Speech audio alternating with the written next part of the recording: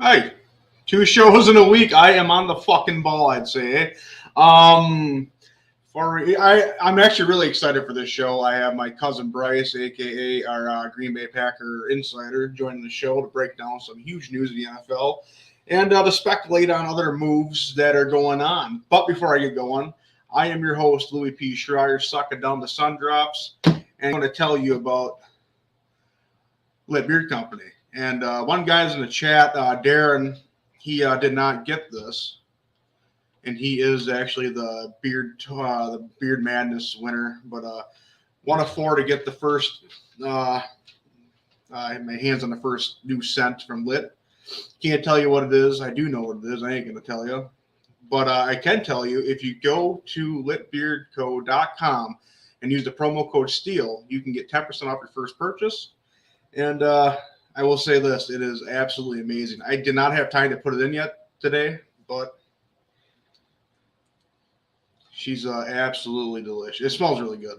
But yeah, like I said, go to litbeardco.com, listed right. You get my hands right here, other side, right there. Litbeardco.com, use the promo code STEEL, get 10% off your first purchase for the finest beard equipment, beard accessories, and best balms, oils, creams. Yeah, they have a really cool dope comb you can buy. Yeah, Anthony's great. Everything, he gives back to the vets. But on that note, happy St. Patty's Day. Got the green sun drops. I do have my guest sitting here in the waiting room, so I'm going to bring him on right now. What's up, dude? How we doing, buddy? Oh man, I after seeing some of the news and shit today, I had my blood pressure's been through the roof, going up and up and up. I'm excited, man.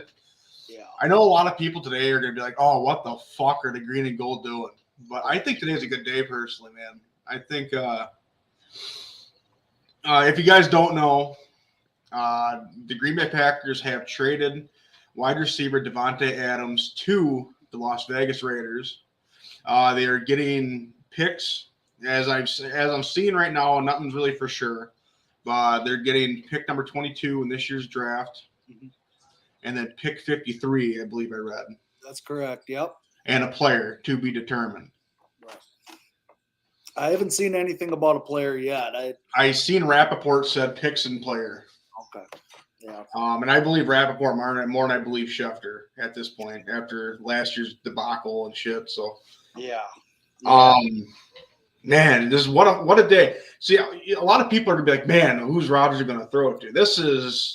I think this is going to benefit the Packers more. It's going to hinder Green Bay because you've seen situationally against the Niners where he was just forcing the ball to one player, 17, and there was all right. The comments are coming in. I got to show them. I was gonna say, I just seen the there you go. Wyatt says we're getting Henry Ruggs from the Raiders. Yeah. Well played. I was on Twitter. I saw now that Devontae is a Las Vegas Raider. Poll on what will he be arrested for? So I thought that was.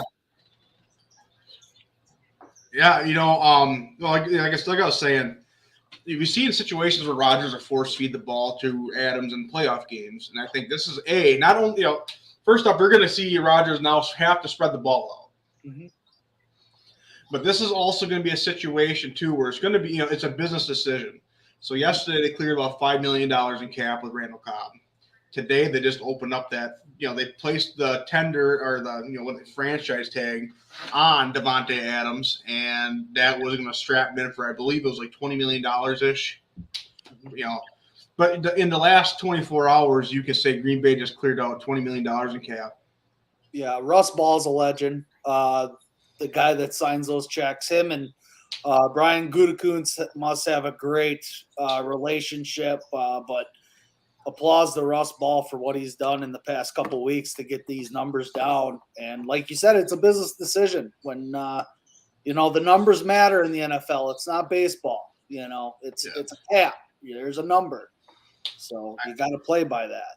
I mean, I think if you look to it, the veterans sitting right now in free agency, as in Jarvis Landry, T.Y. Hilton, Juju Smith-Schuster, hometowner, Alex Erickson.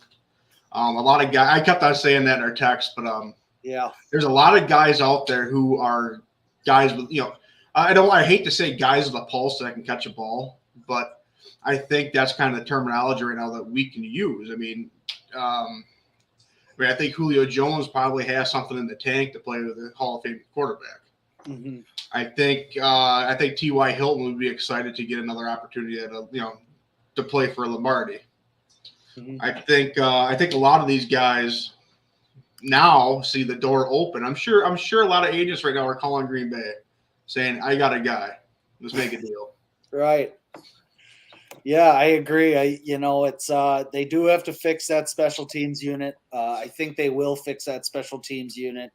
With Rich Bisaccia coming in, I think that's a big deal. I hear that also Michael Spurlock is also going to be part of the coaching staff. He was the returner for the Buccaneers when he took that return for a touchdown. So some good experience, it sounds like, or at least they're putting some importance on that area of their team. It's going to be – I'm actually before, I don't know, hour ago when I got this news, I was kind of – I guess my hopes are Packers are a playoff team. I think the Packers are a legit Super Bowl contender if they can get two vets alongside Lazard, Rodgers, and Cobb. Yeah, I think and obviously, I don't want to cut you off, but obviously if they do get a player, I don't want to speculate because I'm not Gutekunst or Russ Ball, but Henry Ruggs. It's a young wide receiver you could bring in right now. And Henry Ruggs? No, sorry, Hunter Renfrow. Sorry. Yeah. I see, and that's the thing. If that was going to happen, I think it would have happened with this deal. I don't know. Like you said, we're still waiting on that player. See what happens there. I don't know what if that'll be if a player is involved in this deal yet or what. But that would be a great addition. But like you said, guys that are out there, Jarvis Landry. I mean, he's sitting there ready to go. With really good production. And I think that's a better pickup than an Amari Cooper is, obviously. Oh, absolutely. You gotta, bringing in Lazard, maybe that opens up cap to bring back Valdez-Scantling. I believe Scantling signed the Bears today. He did sign with the Bears today. Okay. So, yeah, that's out. But, like you said in our text, maybe, beefing up even more of that defense. Zadarius, maybe he's coming back for smaller amount of money. But yeah, I did see today that Zadarius Smith backed out of a $35 million deal with Baltimore. You did, yep. So that, to me, that says either he's coming back to the NFC North to team to be determined, or he's coming back to Green Bay now that we got Cap he can come back into. And make money, obviously. It will be interesting, and bringing back guys like Devondre Campbell, who was outstanding for that defense, really changed that whole production in the middle of the year there. I think that solidifies that defense, and I wouldn't be upset if they went defense in this year's draft, now that they got the 22 and I believe 28th pick. That's big time. Go get a receiver. Go, I trust Brian Gutekunst's judgment. That's with the draft so far. I really, really, really like him in the draft. I think. Oh, absolutely. Well, I think him you can say he's made one bad pick in the last 3 years. Yeah, I mean, some guys just don't work out, and that's just how it goes, though. Not every player is going to be a shining star, and that's just right. I mean, Tom Brady was picked 199. You think Tom Brady was expected to be Tom Brady? Yeah, I don't know. That's a crazy one there, but yeah, I mean, guys like Rashawn Gary, Jair Alexander, like those are big time positions, big time players. And even the role players too. I mean, like look at like a Darnell Savage, and look at these other key components they picked up. Even the offensive linemen from like round 5 to round 7, all made an impact. John Runyon and all those guys who are key components around that late. It's very Ted Thompson like how he runs the draft, and we are successful with Brian Gutekunst drafting players the way he does. And it's not flashy. He's not picking up guys that punch fans, but he's picking up guys who are there to contribute right now. They can plug and play right now. And they're not pretty, but, we're not a pretty offense the way LaFleur wants to play. He wants to put the ball on the ground. He wants some ugly mollies up front to play football. I mean, we are a football team. He doesn't want to be a passing team. He wants to be a football team. Yep, exactly. And the pieces are coming together. Like we talked about earlier with Davante leaving, the Packers are 7-0 without Davante Adams. That tells me that Aaron Rodgers is more than willing, or he sat down with Brian Gutekunst and said, I can do it. I can do it without him. Like, no, that isn't an issue to Aaron Rodgers. I'm curious how that conversation went. I think, like you said, it's a business decision. I think you just sit down, you crunch the numbers. Aaron Rodgers, yes, you're worth, $50 million a year, whatever it is. You're the NFL. Like, that's what it is. Yeah, I think people are going to sit down and be like, oh, well, they should have paid Davante. The numbers that I'm seeing that he's going to get, what are you gonna do? It's a goddamn mortgage on on a receiver that misses games. No, it's just not going to happen. I mean, honestly, I put Davante Adams needs Aaron Rodgers more than Aaron Rodgers needs Davante Adams, and his record proves it. 7-0. That's all you need to know. So the numbers I was seeing was 5 years, $141 million for his contract. To me, that makes zero sense. You have a 4-time MVP, and we won a Super Bowl without Davante Adams. I mean, even and it's as good as Davante is, he is a good player. But he's not going to have the production in year 1 and year 2 of being with the Raiders. He'll be targeted, but will he have the production? Will he be on the field? So like you just said, though, I mean, Davante misses games, but Derek Carr misses games. Not a lot of games, but Derek Carr misses games. So his numbers are never going to be his numbers are going to be his paycheck, because he'll never carry the numbers he had in Green Bay. Yeah, I think he's looking at 800 to maybe at the ceiling 1,100 yards with the Raiders and maybe 8 to 10 touchdowns, maybe. Yep. I don't think it's going to be anything. It'll be like Amari Cooper type numbers, honestly.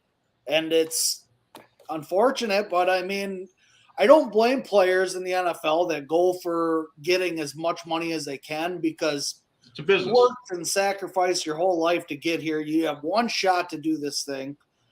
Generational wealth that you bring to your family. So I don't hate that, but it is business. It's just business, and that's it. It's not personal. Everybody knows Davante Adams is a great receiver, but like I said earlier, Davante needs Aaron Rodgers more than Rodgers needs Davante Adams. Absolutely. And obviously Davante Adams is going to be a Packer Hall of Famer. He could possibly be an NFL Hall of Famer. Maybe. We'll see. He's got a road yet. He does have a little bit of a road, but I think if you took who was I listening to? It was one of the sports shows. But you take when you take a Hall of Fame player out of a class, you look at a 10-year period and you say he's top 5 in these 10 years in his position, he should be considered for Hall of Fame. Well, and you can say if Davante Adams were to retire right now, in the last 6-year stretch he had, you could probably say he was a top 5 player for this 10-year stretch of time. I would say Davante Adams would probably get a nod for being Hall of Fame. I think down the road. I think it would take a while. There's just so many good receivers right now in this league that are just obnoxiously good. I'm just kidding. Does Davante Adams not understand history? I don't know. I don't know. I think he's all about getting that money, whatever he can. Well, I'm just going to run this past you.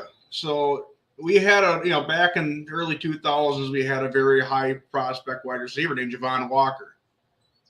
He went to the Raiders. Mm-hmm. His career died. Yep. There's a guy in Minnesota. He wore number 84 by the name of Randy Moss. He went to Oakland. His career died. It died. And I hate to say it, but I think we have another Randy Moss situation. I think you're absolutely right. And Davante is not Randy Moss. I mean, that's perfectly clear.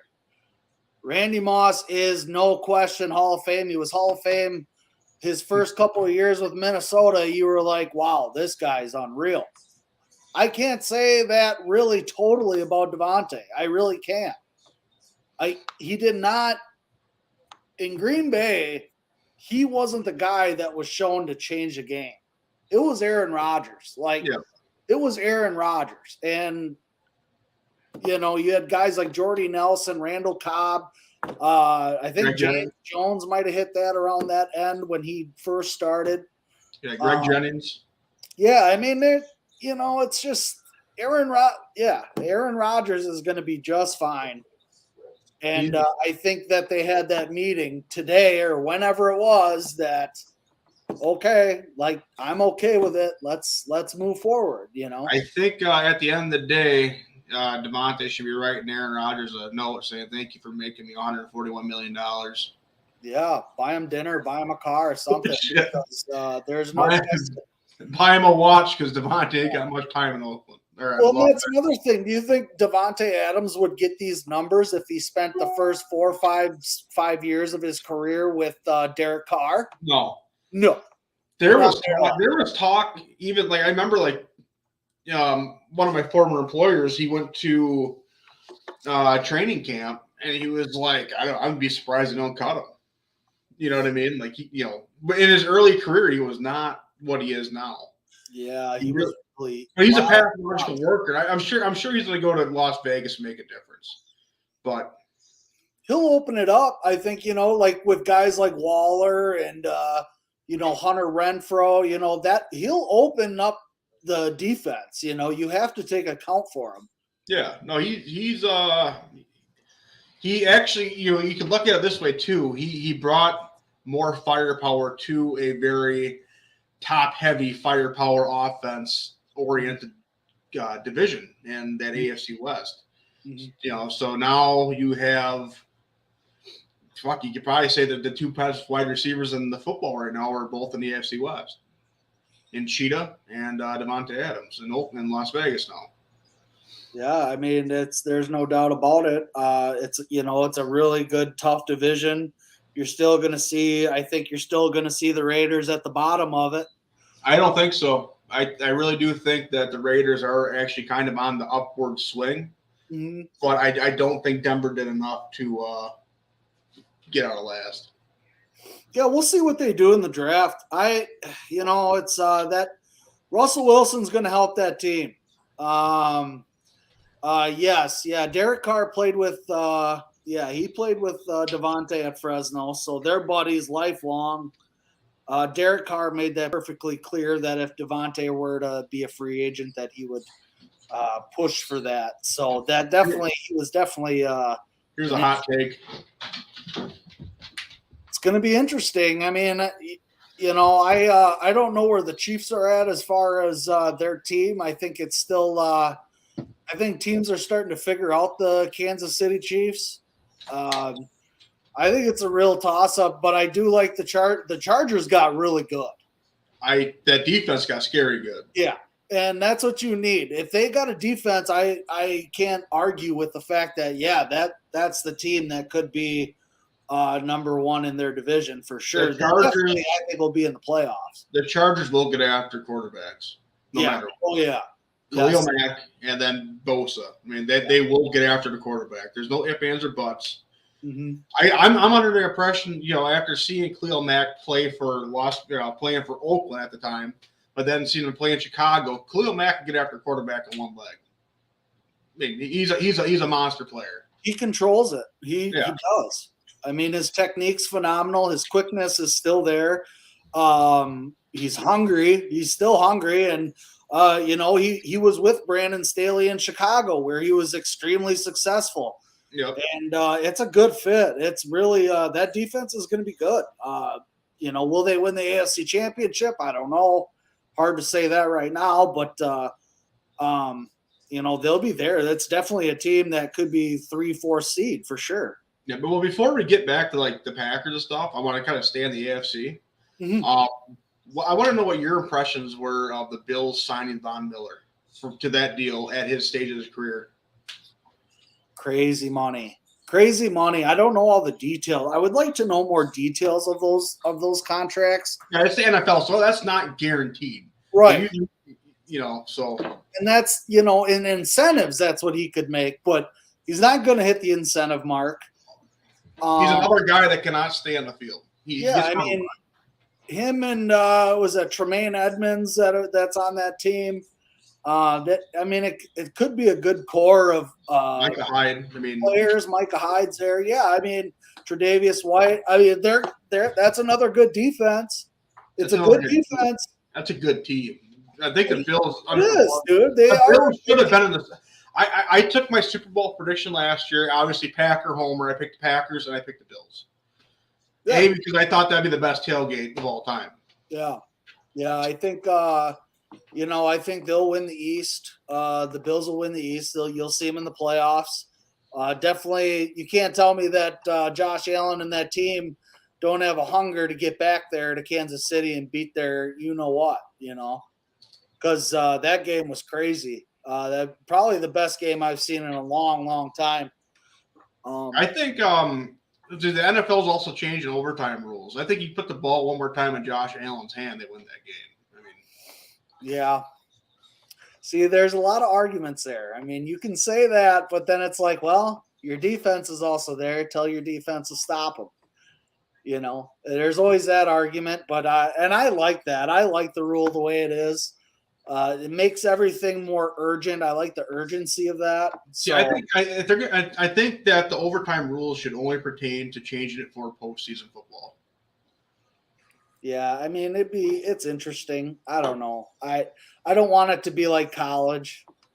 I think I like the this is it. Play by play, every play matters right now. This is it, But yeah, to each their own on that. Maybe they'll look at it, but another Super Bowl prediction. Tampa against Chargers. Noah thinks the Tampa Bay Buccaneers are going to be back. We'll see what happens. I don't think so. I think it'll be too tough because the Rams didn't get any worse. Losing Von Miller is not a big deal to the Rams. They're going to be just fine. If Aaron Donald he's coming back, right? Aaron Donald, is he coming back? Yeah. At the Super Bowl post party or whatever, in Los Angeles. McVay called them out and said, we won, now you get offended. So yeah. And you got Cooper Kupp, Allen Robinson now is out there. That's a big you're giving one of the best gunslinger arms in football, another receiver like that. That's a scary good. You also got Van Jefferson. Yeah. He's not a slouch. He's a really good receiver. Right. That's a loaded team. Robert Woods is coming off his ACL. That team is ready to go. And a good tight end. I can't remember the tight end's name offhand, but they have a good tight end. Yeah. And they like to run the ball. Yeah, and they're no slouch. They really aren't. So we'll see what happens there. It's going to be tough. The NFC is going to be tough this year, just as tough as the AFC. But gosh, playoffs, it'll be interesting. I'm excited. I really am. I haven't actually been this excited for football to start this early in a long time. Usually it takes until like week one, and I'm like, okay, we're back into it. But like, Yeah.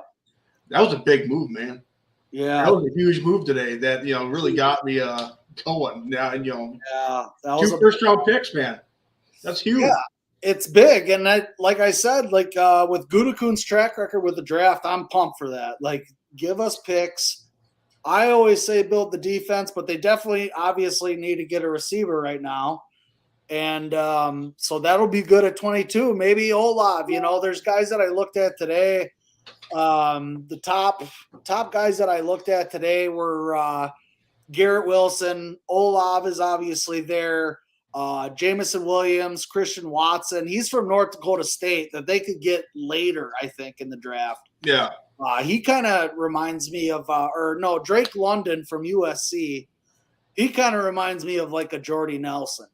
I mean, that guy's just tough. He goes up and he goes over the middle, catches balls.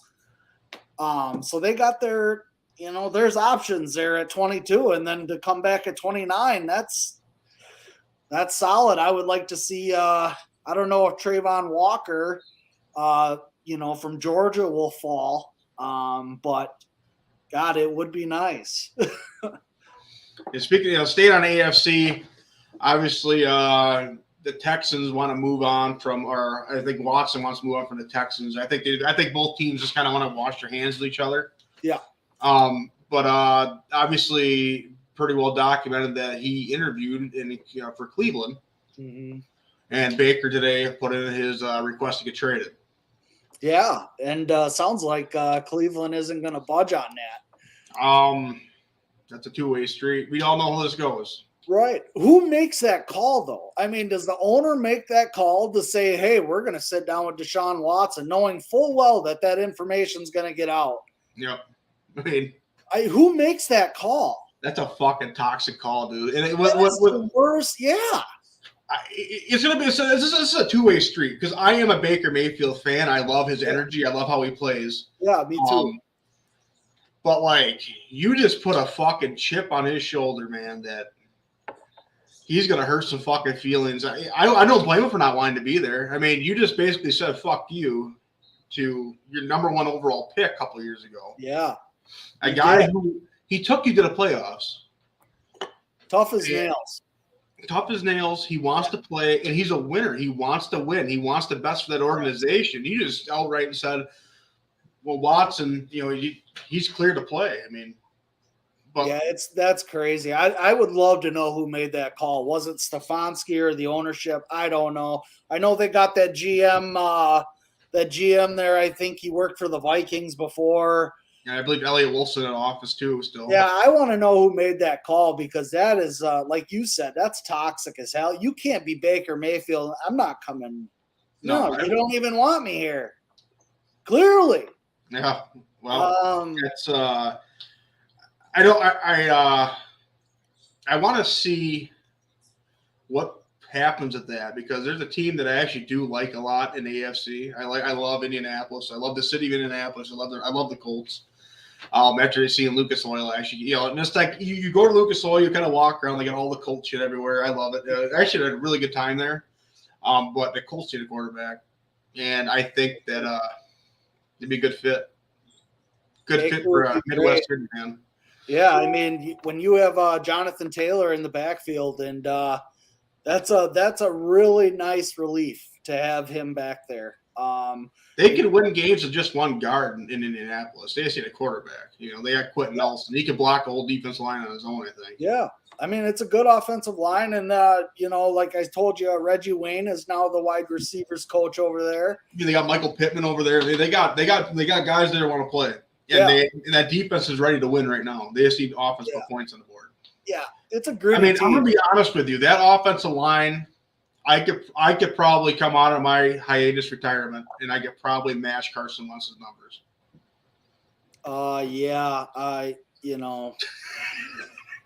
Elvis Gerbach could probably do the same thing, honestly, or Ryan Leaf. Ryan Leaf could do it. I mean, but I don't know what the Commanders were thinking there with that. It's definitely not a step up, and you already know what you're getting. I never understood that. at all. But yeah, I mean the Colts, that'd be a great fit for Baker. If man, I would love to see trade Jordan Love for Baker Mayfield and have Baker sit, but that ain't gonna happen. He's too good to sit. He's too good to sit. But I mean, he gets a lot of shit, man. It's too bad that he gets put in that. Yeah, look, he's a Heisman Trophy winner.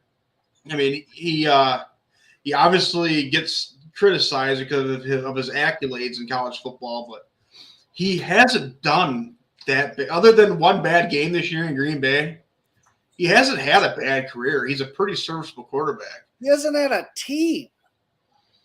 I mean, he has Odell Beckham was a dumpster fire in Cleveland. Jarvis Landry, yeah, he's all right. But, I mean, they brought in Austin Hooper. Look at this team now. Austin Hooper's gone. Yep. Jarvis Landry's gone. You brought in Amari Cooper. He had like 870 yards last year, 8 touchdowns, I think. And he was hurt. He was hurt a lot of the year.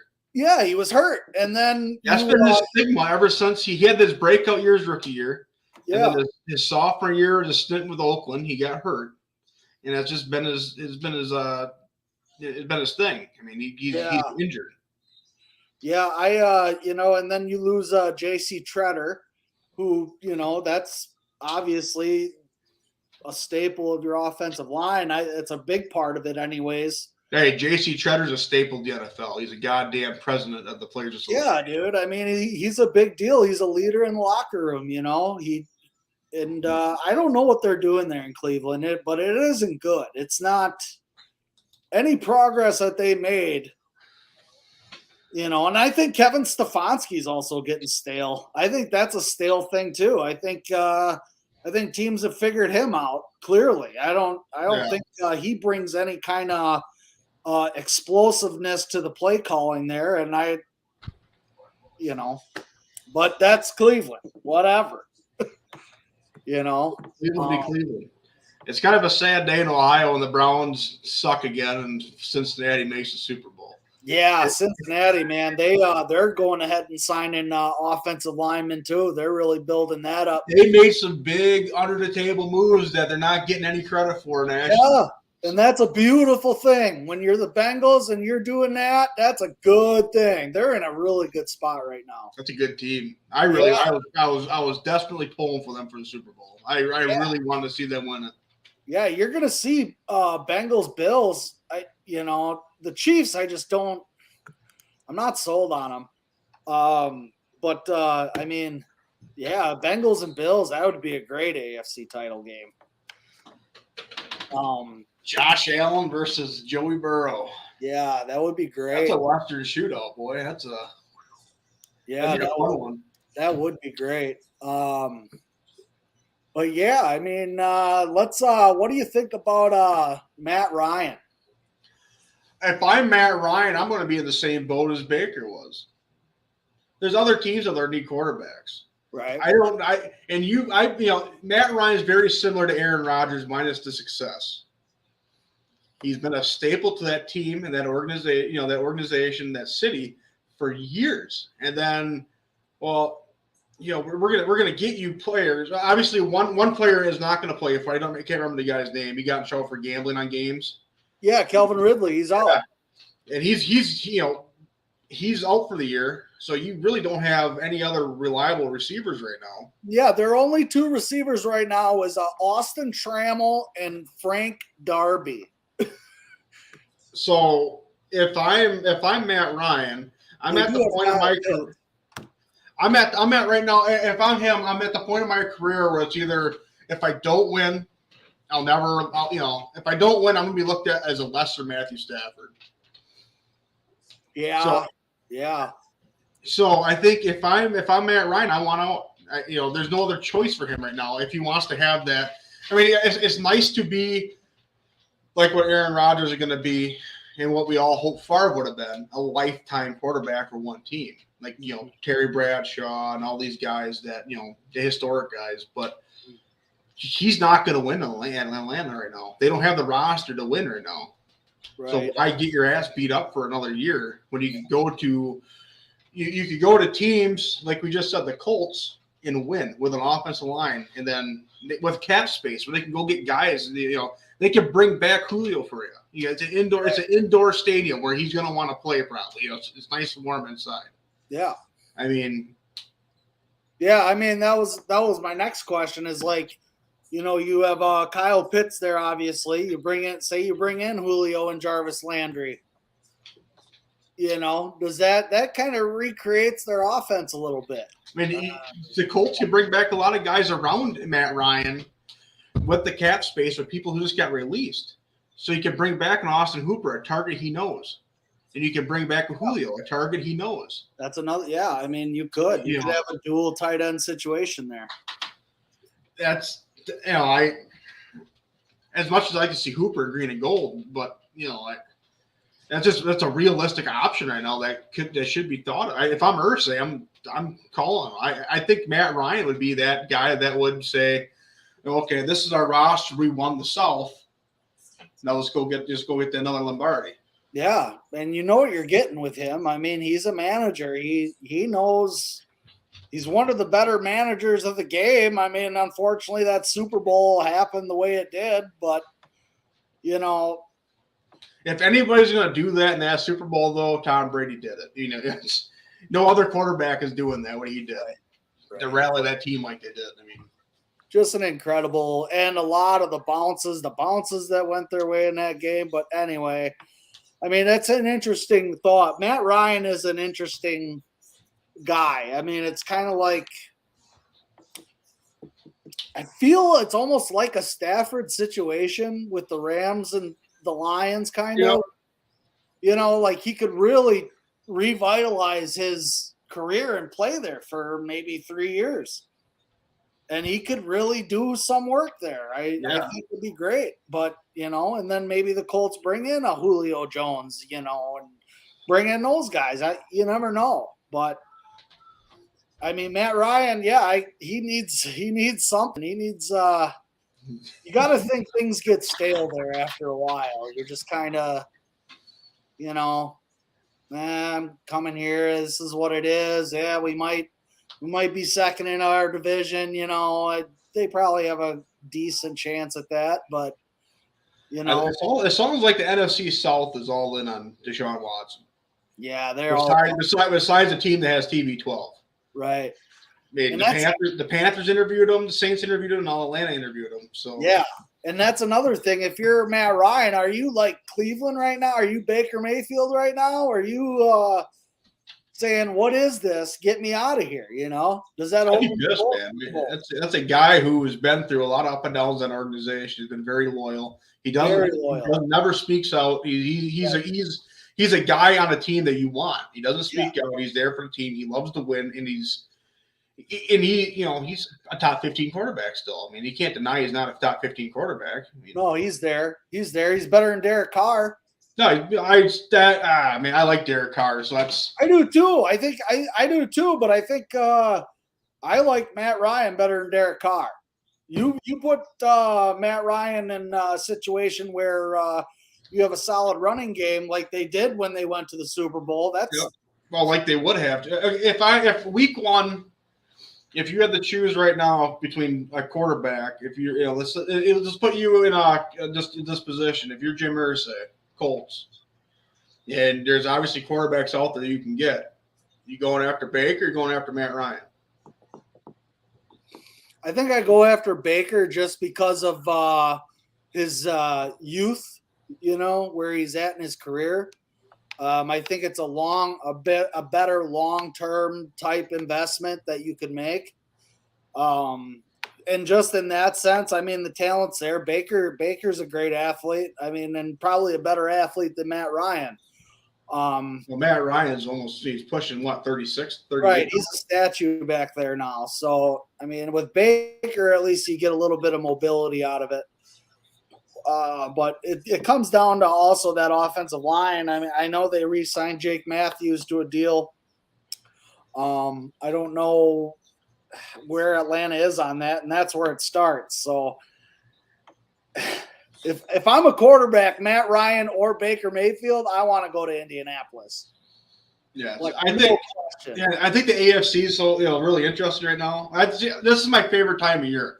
I like football, but I love draft because we get together for the draft. Me and you, we love the draft. We love seeing guys come in, but we also love this whole speculation shit. Which that last night text messages inspired this show today. Yeah. So, like all the speculation, go into the thought process of moves that can actually happen, especially on our end that we just cleared. We got rid of Devontae Adams. We can actually do something right now. It's so crazy. I still can't wrap my head around it right now. But if people are just tuning in, the Green Bay Packers traded Devontae Adams to Las Vegas Raiders for a first-round pick, a second-round pick, and I believe a player to be announced eventually, which frees up somewhere around $20 million in dead cap space for the Packers. And Randall Cobb restructured, so they opened up another $5 million. So Packers are in position right now to make moves for the future, to do something here. But we currently we are on talk about the AFC. So another team in the AFC I do like a lot, the Patriots. The situation that Bill Belichick just kind of revitalized his career with a young quarterback who's hungry, he's ready to win, and he has probably the best face-making coach back there with him, and his son, Steve Belichick. So, I mean... Yeah, that's a good situation. I mean, Belichick's a guy. He's a legend. I mean, he's GM and head coach. Yes. I mean, that's crazy. That's so hard to do, and to have the success. I mean, Mac Jones, I love that guy. I think he's tough, and he's confident. He brings that confidence to that team, and he's only going to get better. He's already got a Pro Bowl. He's only going to get better. They just get those weapons around him and see what he can do. And I think the Patriots at that odd point right now where they can just build. Yeah, they just got rid of a lot of bad contracts. They traded away a lot of players. Mm-hmm. They just got rid of bad. Belichick's not stupid. He knows what he has. He's done this his entire career, his whole tenure. He traded Richard Seymour. He traded all these guys. He gets rid of guys. He had one good year. His value is high. Get his ass out. Right. You want to get paid? Well, Tom Brady takes a cut to be here. So what are you going to do for us? Oh, you want a lot of money? Well, get the fuck out of here then. He's a legit business first. If you're here for money, you're in the wrong place. We're here to win Super Bowls. I think he has a quarterback to do this. He knows how to run. That team has always ran the ball well. Mm-hmm. I mean, shit. I mean, I think the Patriots can be scary too out of the AFC too. I mean, that's a legit team. Yeah, it'll be interesting to see how their offense looks now that McDaniels is gone. It'll be different, obviously, but they're still in a good spot. I think anything with Belichick, he's gonna get them to where they're gonna get 10 wins at least. So yeah. I think if he is your coach, you're going to get 8 wins no matter, just because he's your coach, and then the rest of your success is on you. Right. Yeah. And, Matt Patricia's back, he's over there now too. So, they're just in a good spot. They always are. The Patriots are always relevant. So, and it's not, they're not going to win their division, obviously. But they could definitely get enough wins to get into the playoffs. Because I think it's too early to say if the Patriots can't win that division. I think they're totally capable of winning that division because besides the Dolphins haven't done enough to me to say that they're going to win the division. The Jets are the Jets. Then the Bills are very good. Mm-hmm. But you got another. You've seen what happened with Josh Allen year 1 to year 2. He got better. Okay. And they whooped on the Patriots. Yes, but who's to say that team doesn't get one step better? You know what I mean? For sure. I mean, and Mac Jones is gonna take that next jump. He is. He's gonna get snaps, obviously, and that's what it is. Reps are a big deal. Looks like somebody put Douglas reportedly signing now. Rasul Douglas, is that for sure? I can check. I got ESPN up here. I'll just kind of fuck it off. Not looking. Yeah, at I got Twitter up here on. Let me see.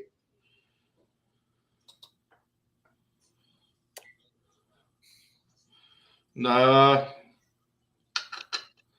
not seeing I don't anything see yet. anything as of late. Obviously, ESPN, their whole thing right now is Adams. I haven't seen nothing on. Yeah, I see something here that Packers with the freed up space, they are now by the Packers wire. They are expected to re-sign Rasul Douglas, so that'll be a good slot corner there. They got that figured out. I saw that they weren't bringing back Chandon Sullivan, so they obviously like Rasul in that scheme more than him.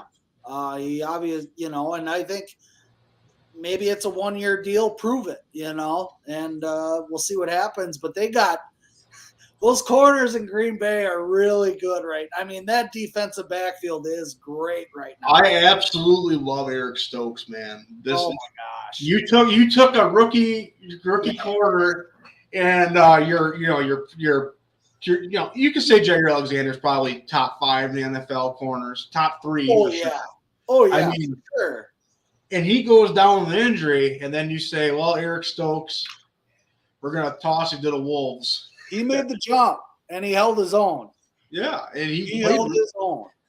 I think, honestly, he didn't get enough consideration for defensive rookie of the year. No, not at all. Not at all. But that's almost like a popularity contest, like the Pro Bowl. That award is just. I understand they'll give it to the kid from Dallas because he played a hell of a year, but he did, yeah. But just the role that Stokes had to just take. Yeah, I mean, that's a big fucking deal, especially some of the receivers that we see every year. Playing against Justin Jefferson. I was just gonna say Minnesota with probably the best tandem receivers in the league with Thielen and Justin Jefferson. Yeah, I mean. And then plus, I mean, man, I know Kevin King was there too, and he had a better year. I mean, he's not Kevin King. He's only always had that stigma of they play against Tampa Bay, but he actually had a statistically solid year. He's never going to be what we thought he was going to be, but he had a good year. Injuries really hurt him too. I mean, I think he had that hamstring issue, and he just. Once that thing happens, like a hamstring, something, or it's like turf toe. I mean, once that hits, that thing can come back more aggressive than it did, when it started. So yeah, it's just one of those deals. It's unfortunate, but that play against the Buccaneers, unfortunately, he's going to be remembered for that. But just like Bostic was remembered for the onside kick, and just one of those things. Yeah, but Kevin King was good when it came down to the red zone. He was excellent down there. And big his size, man. He's a big guy. I mean, yeah, he's like 6'5", 6'4", I think. 6'4", whatever. I mean, that's good size for a corner. So will they bring him back? I doubt it. Maybe on a cheap sheet, but man, maybe it's hard to say if he'll even get signed by anybody. Honestly, I don't know. It'd be. He's not that bad. He will get signed by somebody. I hope so, but I don't. I haven't seen any rumors or anything going on about him. I always have a thing though with drafting guys, like in certain conferences. Like I don't want my corners coming from the Pac. I don't want my corners coming from the Pac-12. I don't. I just right. It's like when you look at offensive linemen, where are you going to pick your offensive linemen from? The Big Ten or SEC? No, I don't want my corners coming from places. I would go with Pac-12 too. Pac-12, I would like Pac-12 linemen. Yeah, but I don't know if I want my corners coming out of these schemes that don't know how to play defense. Right. I mean, Pac-12 does not play defense. Yeah, you want SEC guys there in those positions that are playing the best receivers in the country. Obviously, guys are going to fade away and not be as good. Like Clinton Dix, he wasn't anywhere near what we thought he was going to be. Yeah, he wasn't a bad player, but he wasn't he wasn't what he was expected to be when he came in. and he definitely wasn't great at the time of the draft. In my opinion, I didn't think he was like, oh wow, standout. This is a game changer for this defense, because it wasn't. But where they're at now with Savage and Amos and Alexander Stokes, Rasul Douglas now, Devondre Campbell's coming back, Preston Smith will be back, Rashawn Gary's coming back. You still got Kenny Clark. Really good defense. Still got Kenny Clark. Yeah, Kenny Clark in the nose. Yeah, I mean, I hope one of these 2 picks in the first round, either, I'm guessing 22 will be a receiver, but at that later pick, I hope that they can get an edge rusher. I would like that Trayvon Walker from Georgia. Yeah, I like that. I like the kid from Purdue too. I can't remember his name off the top of my head. Oh yeah. I can't either. Yeah, I mean, either way, they got to keep building that defense, because the last 10, I mean, even you look back, even the Chicago Bears, when they made it to the Super Bowl with when Kyle Orton had that whole run, that defense was it. Lance Briggs, Mike Brown, Tillman. I mean, oh my God, it was insane. That was an insane defense. They just ran into, at the time, a Madden Dream Team. That's the only reason why Chicago didn't win the Super Bowl. They ran into a Madden Dream Team. You got 18. You got number 18 back there throwing to Harrison and Reggie Wade. And that's cheat sheet. That's cheating. That's fucking like. Well, if I was Lovie Smith, I don't play Rex Grossman when Kyle Orton's the guy that got me here. Yeah.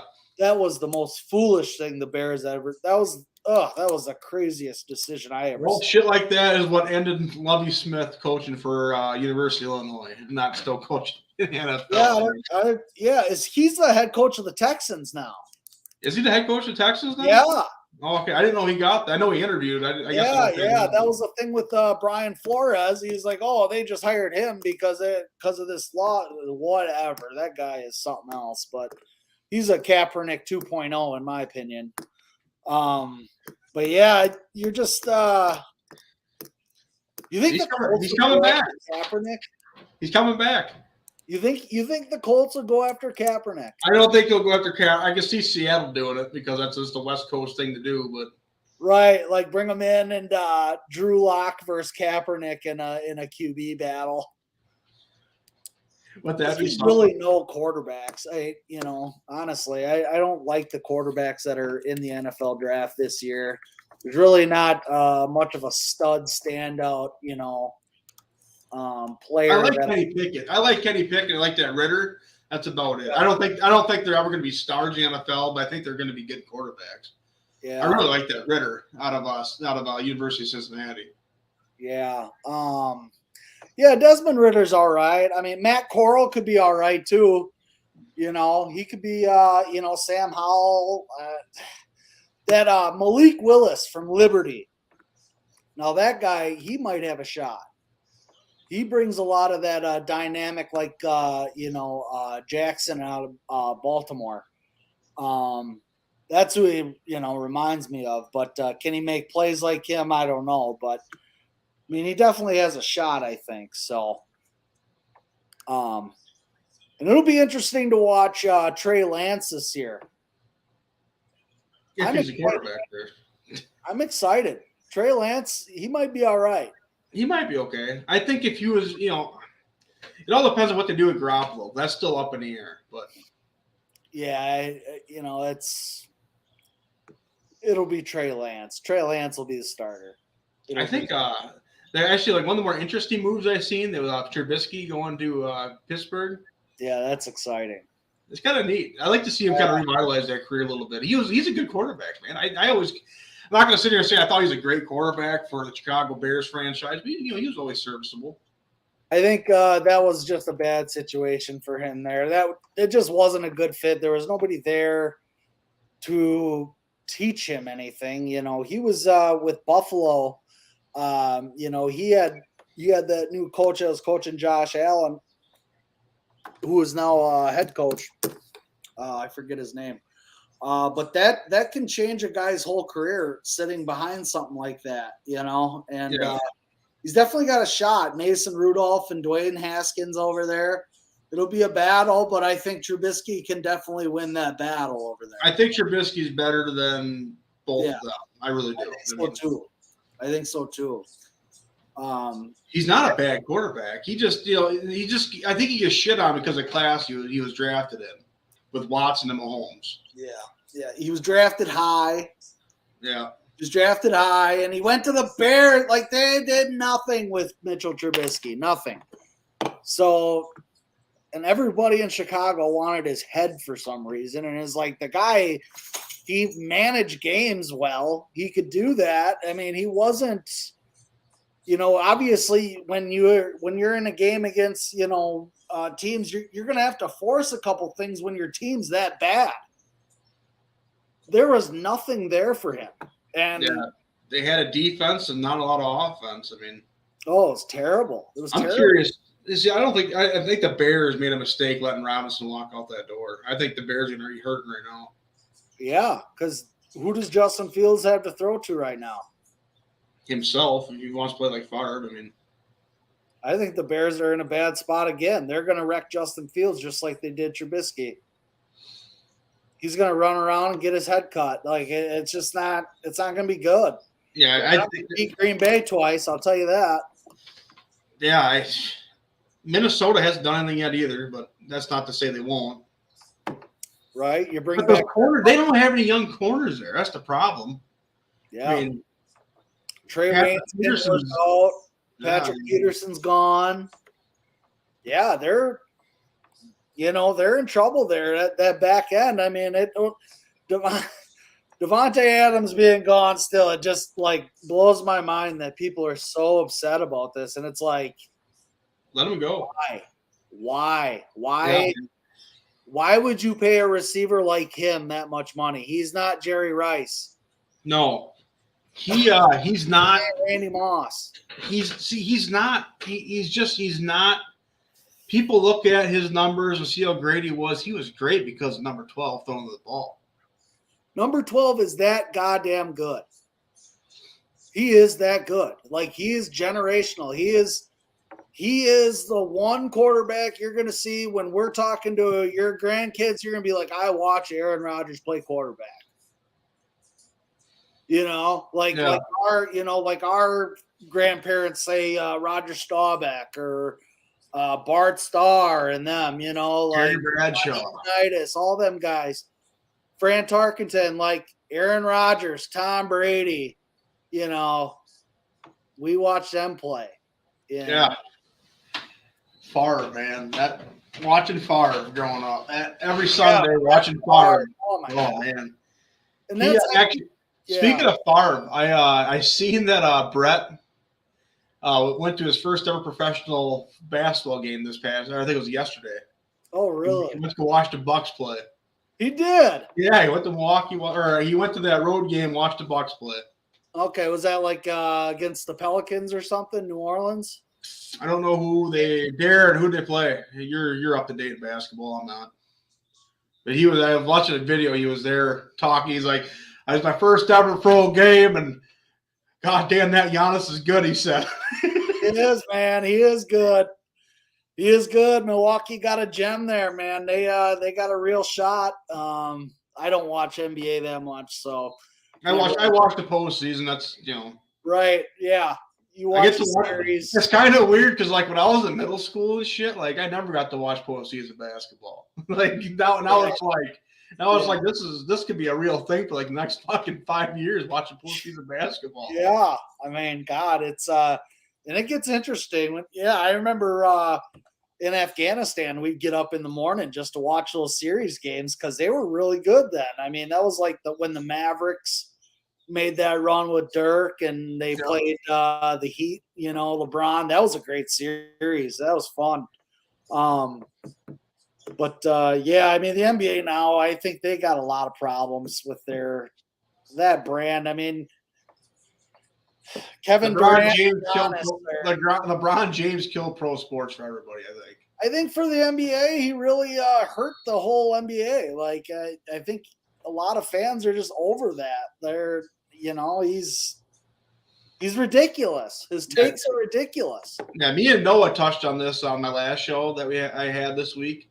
But like the NBA was better, man, when you had these individual talents on these teams representing. You're putting the fucking city on your back and let's go fucking play basketball. Like Allen Iverson, Tracy McGrady, Kevin Garnett when he played for Minnesota. Yeah. I mean, we went through so many goddamn names that people I forgot about, but like I remember like growing up watching like the individual players, these, Jordan, you could say, Jordan could have did it on his own, but he had a cast. He was that good. His first ring, he did it by himself. And I think you look around at I always say the best player I honestly could say I've ever watched. I will always say Reggie Miller. Reggie Miller fucking loved playing for the Pacers. He was a Pacer through and through. The guy is, and even like today, he's so well spoken. He's so well respected, and he played both sides of the ball extremely well. Yeah. He's always going to have that haze over his head for being, the star player for the big brawl in Detroit, which he didn't. He wasn't fighting anybody. Right, he was just there. I mean, but yeah, you're right. I mean, Reggie Miller, he's one of the guys that did it the right way. One team. He was arrogant at times, but I mean, he was arrogant. He could walk the walk. He did it. Yeah. I think it's crazy too. Like like we were growing up before Steph Curry.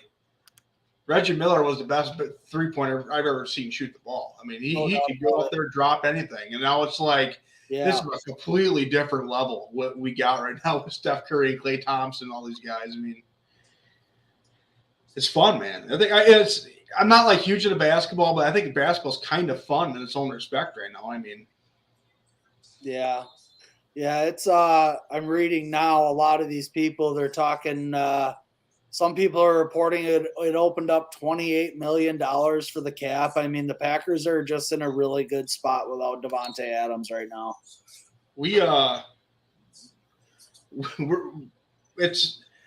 Right now the Packers, they move on from one of the best receivers of football, and they can honestly just go, well, we're all in.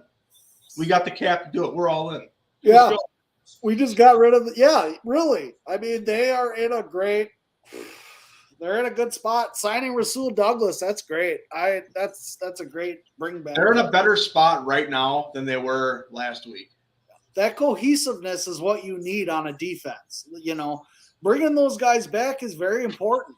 It's very important at those positions, especially in the back end. They played how many games together now? That's really going to help that team, dude. It really is. And I think I think like the most underrated move that the Packers have made in the last 5 years is Adrian Amos. Yeah. The guy's a goddamn field general. And he's pretty consistent. Yeah, he has hiccups, but when you play in the backfield in today's league, you're going to have a hiccup. These quarterbacks we're playing against right now are not. They're not. You're not playing against Troy Aikman. You're not playing against these older quarterbacks. I mean, every quarterback right now in the league can make you look like a fucking idiot right now. Right. And this isn't college. You're not playing against Rich Gannon. You're not playing against these other guys. You're not playing against Aikman. I mean, it's crazy, man. Chargers signing Bobby Wagner. Is that what I just read there? Maybe a good pickup for the Chargers. That's another Bosa, Mack, Bobby Wagner. It's a good team.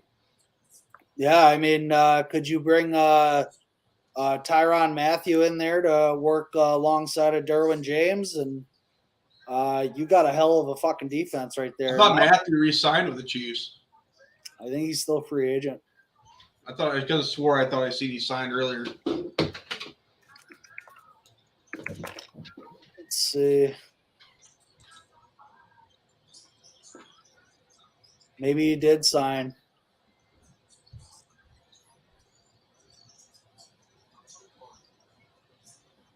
Yeah, I don't see anything about it. Yeah, I mean it's interesting. It's interesting. We'll see. The Chargers obviously got better, so Good team. They got a lot of competition to get there, to get to the show. So see what happens. I think Buffalo's still right there. Buffalo's right there, man. I just think they're, and the Bengals, obviously the Bengals, man. Bengals are. That's a good team. Like we said earlier in the show, the Bengals are a scary good team. They're only going to get better. Yeah, if they can get a corner that's better than Eli Apple, and they obviously got their offensive linemen, so. Well, they got They two. win that Super Bowl. They win that Super Bowl. They're like a lineman or two away from winning that Super Bowl. There's no doubt in my mind. At least one. You know what I mean? Like they could have won that game if they would have held Aaron Donald up for one more second. Yeah. Because he had what's his name open right down the middle. Yeah. Yep. They had and then Jamar Chase, he had Ramsey beat all the way through it. I mean, he could have taken a shot. But yeah, I don't know, man. It'll be interesting. I mean, Gronk hasn't signed anywhere yet, and I before Tom said he's coming back, that Gronk wanted to go play in Cincinnati with Burrow. So I mean, maybe that's realistic too. That's a good blocking, to answer Pop or PAXP22's. Gronk is an outstanding blocking tight end. I mean, he's by far a generational tight end. We'll probably never see another Gronkowski ever again. A guy that wants to block and a guy can get off and make catches. I mean, he's a great ball player. He's dynamic. He is. Yeah, but like he said there, Eli Apple, man, that's he can't. Eli Apple is not your starting corner. Like that can't. No, but give him props though, because he's a resurgence of a career. He's been around, man. He was drafted high to go to the Giants. He got traded to the Giants, New Orleans. Ended up, before he ended up with the Bengals, I'm sure that was just a last stop before I'm done playing. You know what I mean? And now he's not a bad player. He's a good piece. Yeah, I wouldn't get him one up at Eli Apple and the Packers. I mean, he's a solid piece. I mean, he's a good piece of the puzzle. The Bengals are in this position right now where they have the puzzle pieces. They just got to plug and go, and by the time it's done, you're going to have a full puzzle. You know what I mean? So, I mean, shit.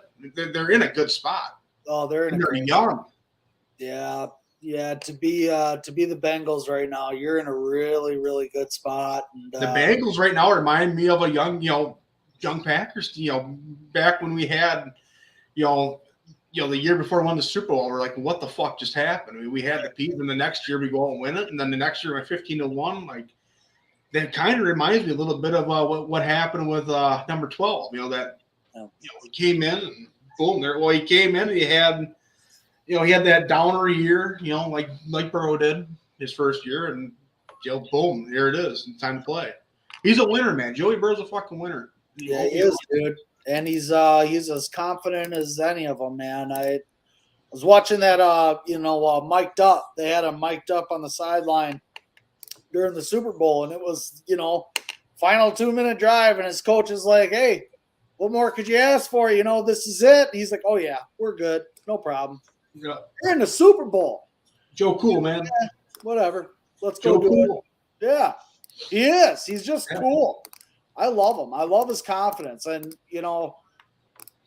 I think if Baker stopped doing progressive commercials and get your head in the film room and do it, you could do it. Like, if I'm Baker, I don't want anything to do with this toxic fucking organization. Oh my God. If I'm him, I don't even want to play it. That's just my personal opinion. Yeah, hold out. Yeah, you talk to this guy over me. Mm-hmm. You know what I mean? I took you to the fucking playoffs. Yep. You put your draft stock into me. Yeah. But yet you run over here to talk to this guy, and it's still not clear. It's still really not clear if he's ever going to. What if they file another lawsuit on him? You know what I mean? I mean, names could still come out. You don't know. This is 2022. You never know. Yeah, it's crazy.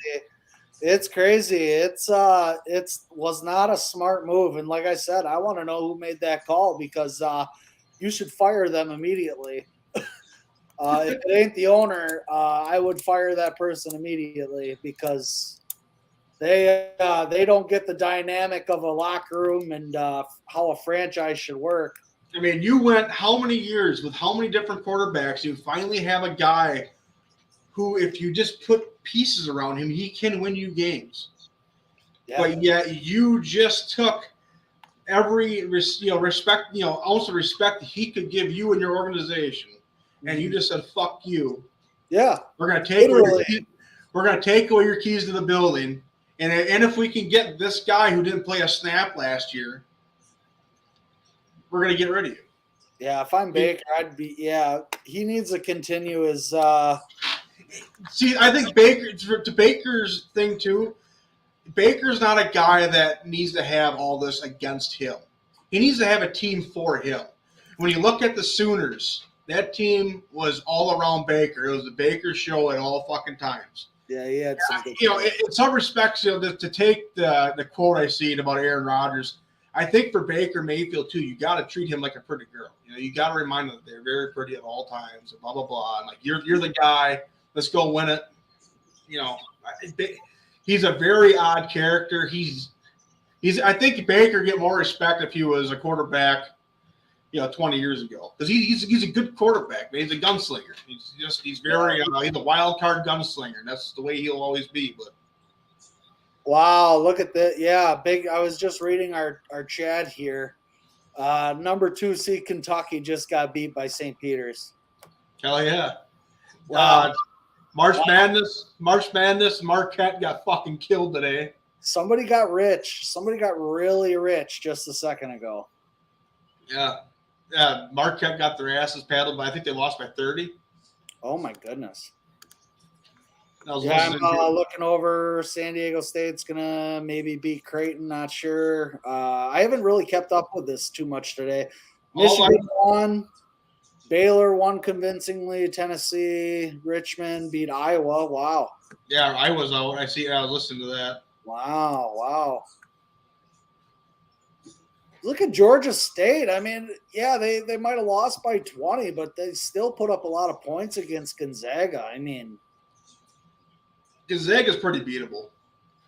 Yeah, they must be. I have them winning in my bracket. I have them winning the whole thing. I have Wisconsin going to the Final Four, actually. It could happen. There's no great team right now in college football. Right. Wyatt. Calvin Ridley just got richer.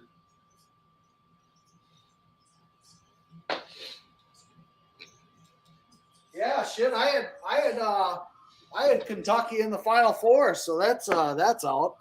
Yeah, there goes your $1 million bracket. Yeah, there goes your $1 million bracket, just like that. Done.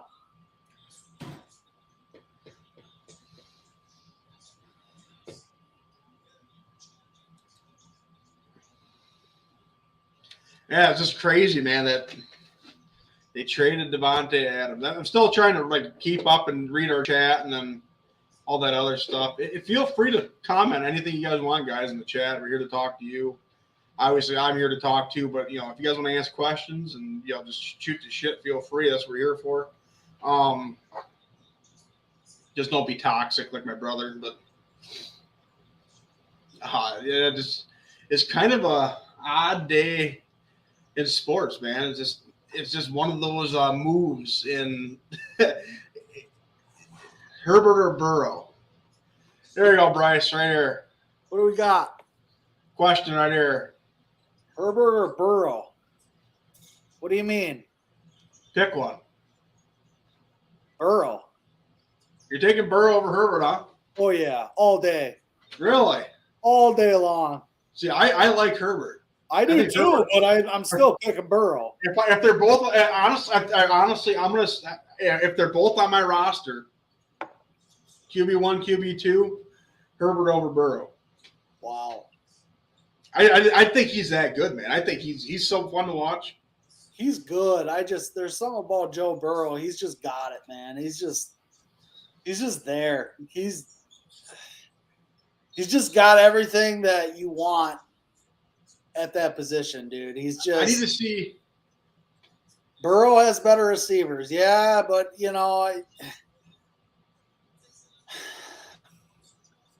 Keenan Allen's a fucking gamer. Just say Keenan Allen's a stud. He is a stud. I mean, that's what I mean is that the Chargers don't have any, they don't have too many issues there. Here's But a realistic thing that I just thought of this. Jared Cook in that trade package. oh, that'd be nice. I just thought about that. I just realized that he's playing for Oakland. Yeah, that would be good. That would be excellent to bring him back. That would be excellent. No, it's like Jared Cook plays for Chargers, doesn't he? Does he? Yeah, he does. Yeah, he's a stud, man. I really like him. I wish we would have had 3 more years of him. Yeah, that was a bad. They shouldn't have gotten rid of him. That kind of kicks me in the butt too a little bit, and it's unfortunate what happened to Bobby Tonyan too with the ACL thing. It's a business.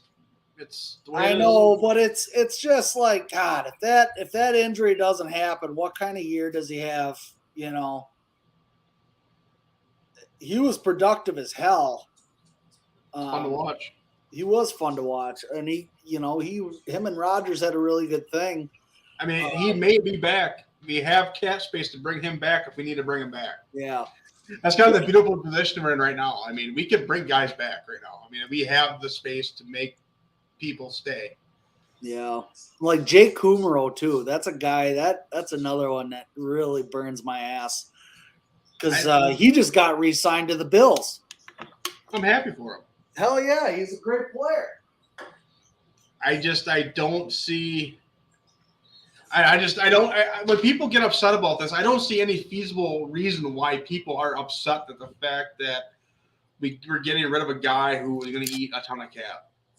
Now, what are we going to do? Re-sign him to that deal, and then put ourselves in jeopardy for the next 5-6 years? Yeah. The move we just made, we revitalized the Pack organization for this year, next year, and the years after. I mean, yeah, you got to Rodgers' contract. You can say what you want. Yeah, Rodgers got paid. But Rodgers, is a quarterback. You got to have a quarterback to win Super Bowls.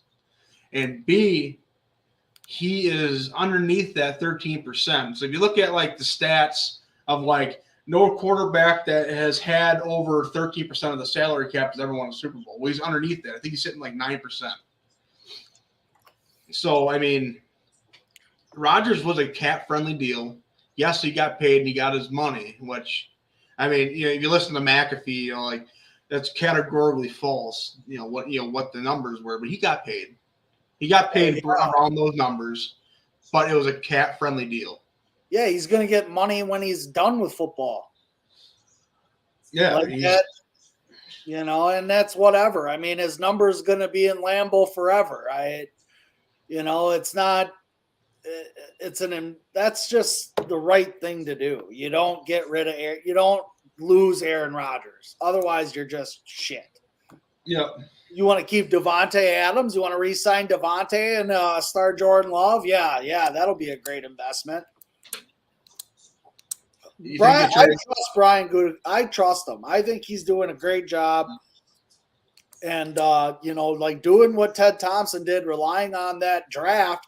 That's what bad franchises do, is that they don't rely on the draft. They do terrible in the draft, and then they got to rely on free agents that are just bums. They end up being. I think the Rams are one injury away from being terrible.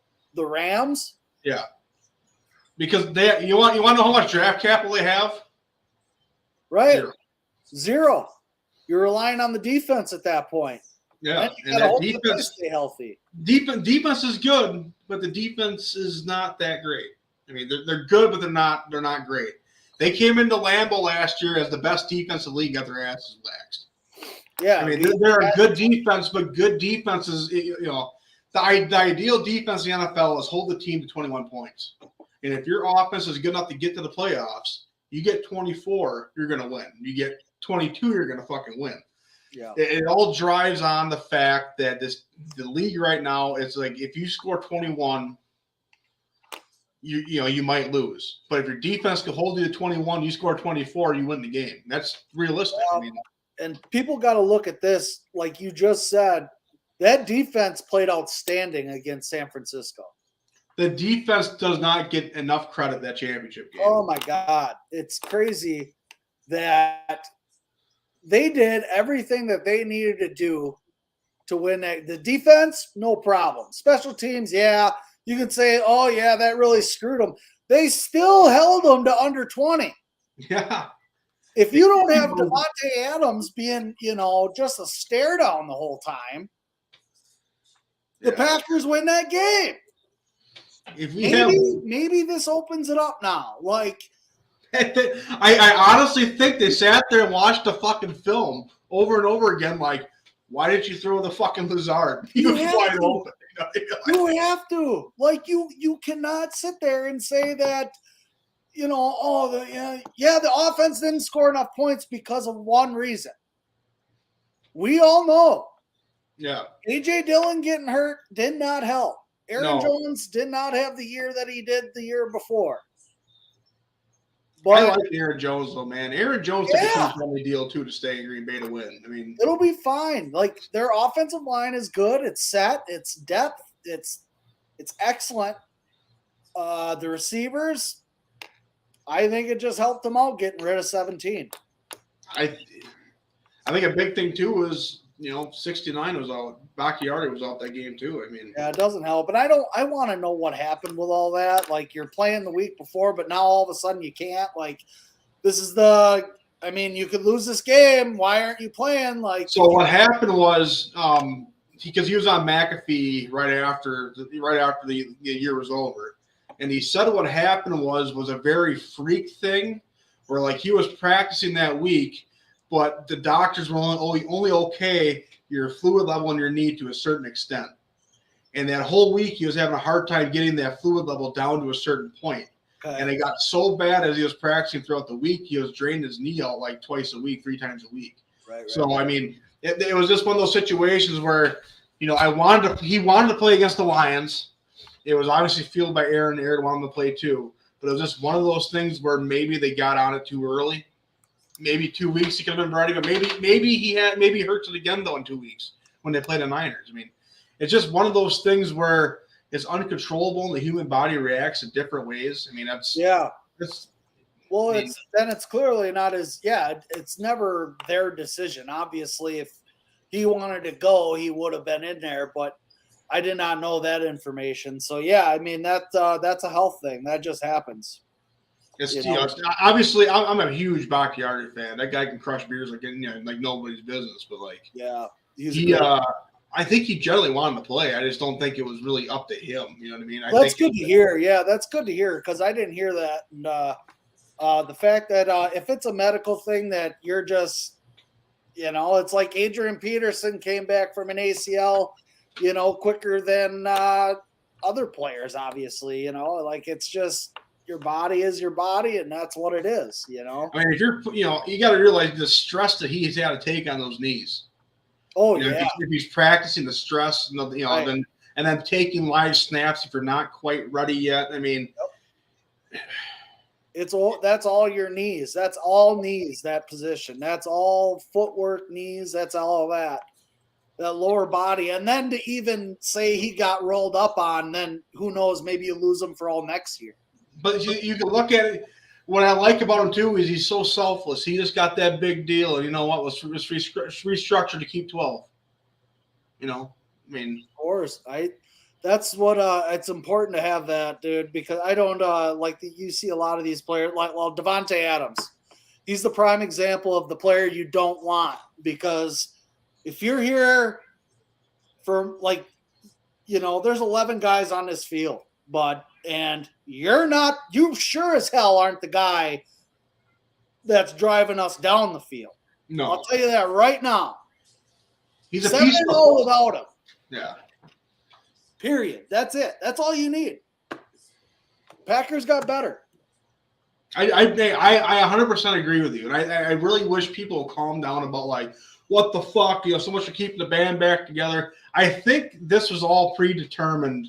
Yeah, I think probably last year when this whole Last Dance thing happened, when they posted that picture, I think they all knew that one of the two aren't going to stay.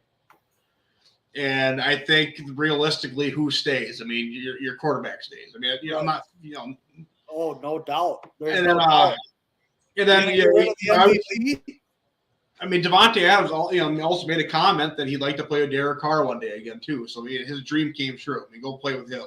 Yeah, go live your little childhood dream, I guess, with Derek Carr.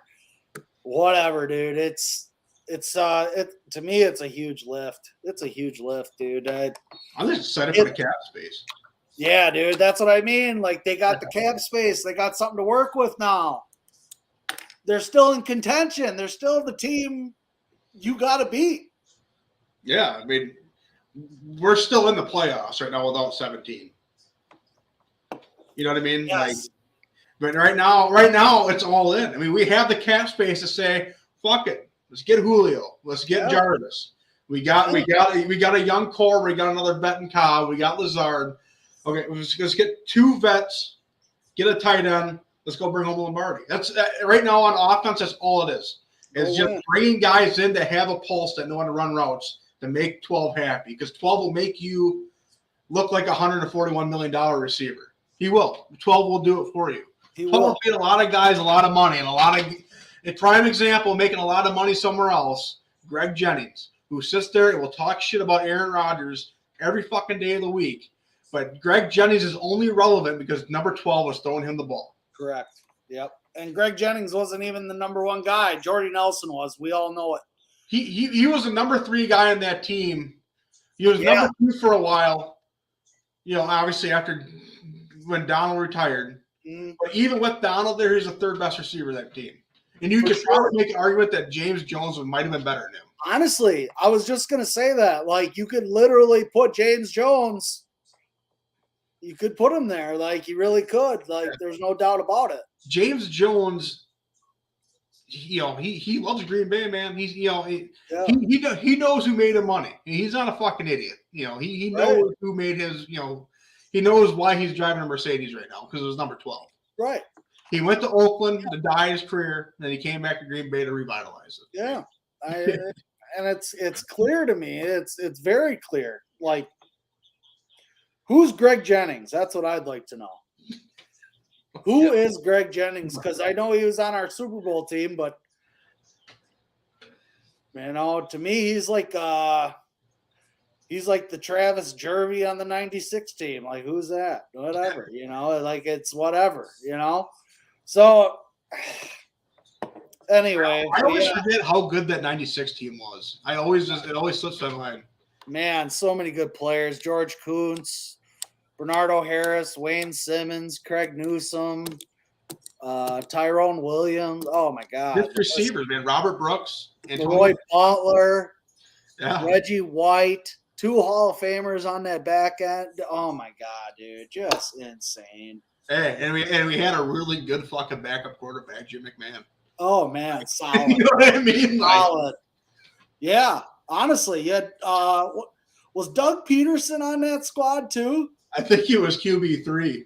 Yeah, like you had them, and the coaching staff alone. I mean, oh my goodness. The coaching staff right now, you can make an argument, is the best coaching staff of all time.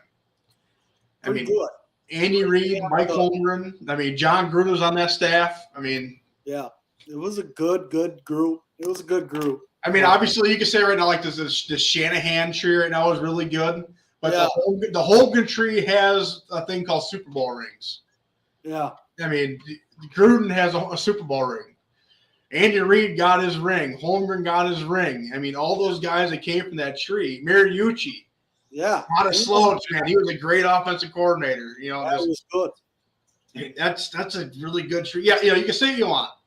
Mariucci went to be a head coach. Didn't pan out, but he went out on his own terms. He retired in Michigan where he grew up. I mean, that's just a dream situation for him. Michigan loves him still. I mean, it's just one of those things. It's like Bart Starr coaching the Packers. I mean, just roll the dice, throw it at it, see what happens. Yeah, it is what it is. Like, you're not going to lose love. I mean, he's loved forever. He always will be. That's one thing too. Like, right now, we can say whatever we want about Devontae Adams. We will always look back and say we should have got a ring with Adams. He's an amazing talent. I mean, he really is. I mean, in his own right, he's a really good wide receiver. I hope he goes to Oakland and turns that page around. Like when they overpay a wide receiver in Oakland, they flake out and die. I don't want that to happen to him. I hope he has a really solid career. I hope he makes, not Oakland. I hope he makes Las Vegas better.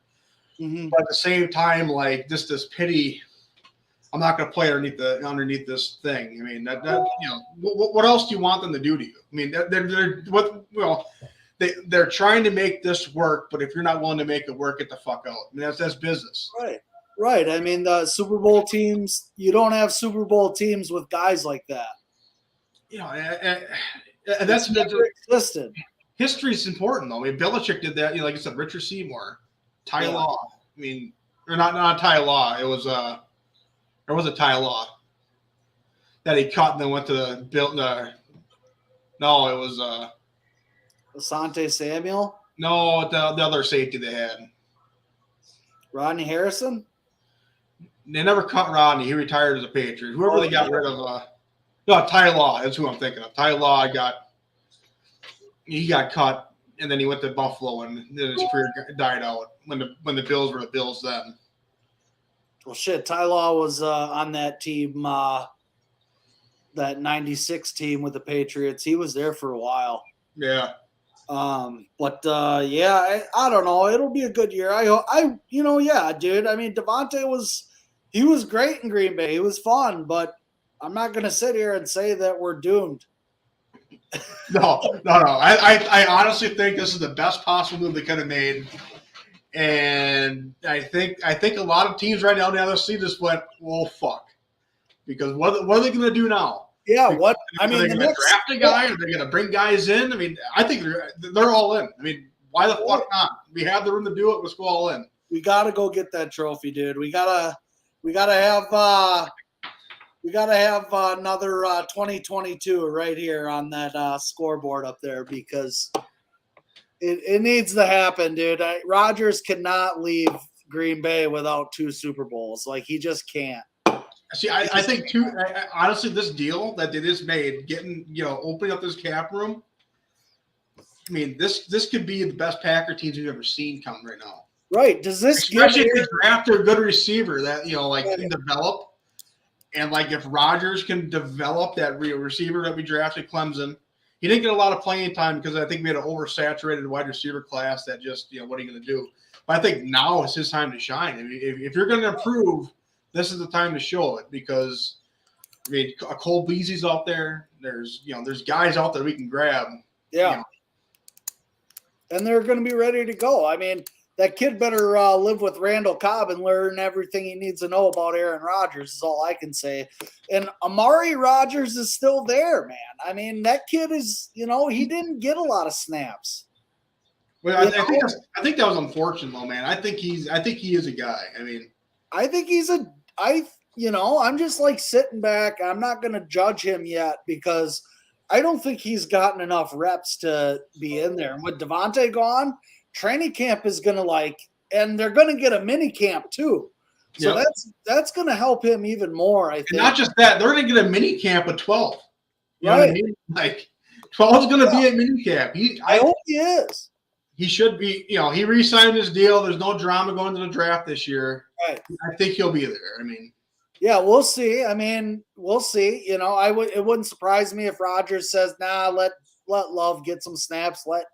Let you guys see what you think about him." If Love's there, though, there's a market out there for quarterbacks. Yeah, you can still make that switch after minicamp by July before training camp even starts. And if you know or not, Gutekunst can be like, we'll go get a draft pick for you, whatever, or maybe a team need, maybe a tight end or some bullshit. I think it depends on what happens too, throughout the draft. I'm not saying Love's going to get a first round pick. It ain't going to happen. Right. It's not realistic. But I think day 3 comes along and, let's say Pittsburgh drafts Kenny Pickett, which might actually happen. That could be a real thing. Have 4 guys in that quarterback room, and then you start picking and kicking guys out if they're not going to pan out. I mean, they only signed Trubisky in Pittsburgh for 2 years. I mean, the realistic thing is we draft Pickett. If he outplays Trubisky in camp, we sit him, let him develop. Trubisky takes the field. Year 2, we kick his ass out. We got Pickett. Now, other teams on the back end are going to be like, fuck, we missed out on Pickett. Do we trust the Ritter, or do we go after a guy who's been in the NFL and has learned snaps like Jordan Love has? Do we just do we roll the dice on him with this late round pick and just say fuck it, or do we, there's a lot of moving pieces here, man. And Jordan Love was scouted as a guy just as good as the other guys in front of him. So I mean, maybe it's there. What did not help him was the COVID year when he couldn't get any snaps. He sat in the sideline in the sweatshirt. That's not his fault. Right. It's not. He was drafted in an impossible situation. You know what I mean? Like, with a lot of judgment coming on him. I do feel bad for Jordan Love because I think he is a quality human being. I mean, there's nothing out there that says he's a bad guy. He's never, he's always said the right things in the media. He's not, if he was upset that Rodgers was coming back, he would have said something. He'd have been gone. But he's not going to say nothing. He's learning. This is the best time of his career right now. He's not getting hit, and he's soaking in knowledge. I mean, you know what I was just thinking, looking at this draft order is I see Green Bay obviously at 22 and 28. What do you think, Jordan Love? We trade Jordan Love and pick 22, move up to number 9 in Seattle that they got from Denver for Russell. I think Seattle won't do it. I think Seattle's in the quarterback market too. That's what I mean. If I'm Seattle, though, I think if I'm in that top 10, I think I'd rather roll the dice on a draft pick I could pick up. You know what I mean? Just fair enough. I mean, I think that will be. I think if Love gets traded, it's gonna be a day 2, day 3 thing. I don't think it's gonna be one of those things that's gonna be like, it's not gonna be a day 1 trade. That's not feasible to me. I mean. Yeah, I think PAX P22, AFC West too strong. He's going to miss NFC. He's going to have tough, it'll be tough for him, Devontae. And like the fact that if Las Vegas Raiders fans think that Devontae is going to come in and do what he did with Rodgers, they are out of their minds because that takes years to develop. Have you seen some of those throws those balls that Rodgers throws? I mean, the shit that guy can do, I mean, come on. I mean, it's pinpoint. And it's communication without talking. He knows what he's going to do. Like, they don't have that yet, and it's going to take 1 to 2 years for Devontae to even possibly live up to that contract. I agree with you. I don't see $141 million worth him. I just don't. I think he's a great talent. Like I said it before, like I have a little bit of sentiment with him because we watch a lot of great games. You know what I mean, with Devontae Adams. It's one of those things. Like, as a Packer fan, like, we really embrace the guys that are there for us, and Devontae was there for us for a long time. For sure. I mean, everybody still loves Donald Driver because he was there for all the time. Yeah, James Jones, because he does the shit on us. You know what I mean? Like, I mean, yeah. He's not like organizations, dude. Antonio Freeman can walk into a room and everybody loves him. Like, that's just what it is. It's like Leroy Butler, man. Leroy Butler and the Wendy's Big Show. People listen to that just because Leroy's on it. You know what I mean? Like, for sure. I know how Leroy's doing. Yeah. I mean, like Charles Woodson, man. People fucking love Charles Woodson. Yeah. He's not a Raider. He's a Packer. I mean, let's be realistic. I mean, he went back to the Raiders because he thought that was maybe the right thing to do. But, I mean, he's a Packer. I think he knows it, too. That's why he comes back to training camp every year to talk to the guys. But he knows he's a Packer. Yeah, the ring has a G on it. Yeah. It doesn't have Oakland or Vegas. It has a G on it. Yeah. I mean, he's a Packer. Yeah. I think, we embrace our players a lot. And that's what I love about Packer fans too. Like, we always look back at guys like fucking Bill Schrader and be like, yeah, guy can fucking play. Don Beebe, guy can fucking play, man. Yeah, that's a perfect example. Like, guys that you walk into a room and you're gonna be like, wow, you were Packer. You wore it, dude. Like, that's it. You went to war for us. Like, we're never gonna forget. Like, we don't forget, I always picture like the Packers fans, like the fans on what the fuck's it called? Friday Night Lights. Get yourself one of these right here. One of these. Right here, Winchell. Go ahead, get yourself one of these. Yeah, dude. It's man, this has been a lot of fun. Yeah, it has been. A Lot of fun. We should do this like once a week, man. Just fucking sports talk. I love sports talk, man. I fucking love this. Absolutely. I love it too, man. We got to get some guests on and stuff. And we tried, man. Hey, before this fucking thing started, I told Bryce, I can't remember, Steve Pfeiffer texted him, get on the goddamn show for this. But it was like 5 minutes till showtime. And I was like, yeah, probably ain't going to happen. But well, I said something naughty on Twitter, and then that account got blocked and deleted. So, what'd you do? I don't actually know what to hear, but right. It wasn't anything serious. It was just it got like suspended because whatever. So I was like, whatever. All right. It is what it is. But there's always the future. So I don't like Twitter at all. I just stay the fuck out. It's terrible. I just don't understand it anymore. It's not fun to me. It's bland. Oh, and the opinions on there are just outrageous. I mean, people that are talking football that have never even thought of a salary cap, never thought of, like, they just don't think. It's just instant emotion, gratification, and that's all it is. So yeah, I love the guys. Like, oh, you got rid of him, now you better go get him. It's just like, like, see, that's why I'm like kind of torn right now, like on bringing on Julio. Like, I don't. You got time for a guy to call in? Call in, buddy. Yeah, love it. I'm gonna get another beer for this. I wonder if he's emotional. Knowing who the person is, he might actually be a little bit emotional. All right, let's do it. I just gotta bear with me here for a second. I just gotta figure out how to work my computer. Yeah, no, that's all right. You know this person pretty well. I'm not gonna give away who it is. All right.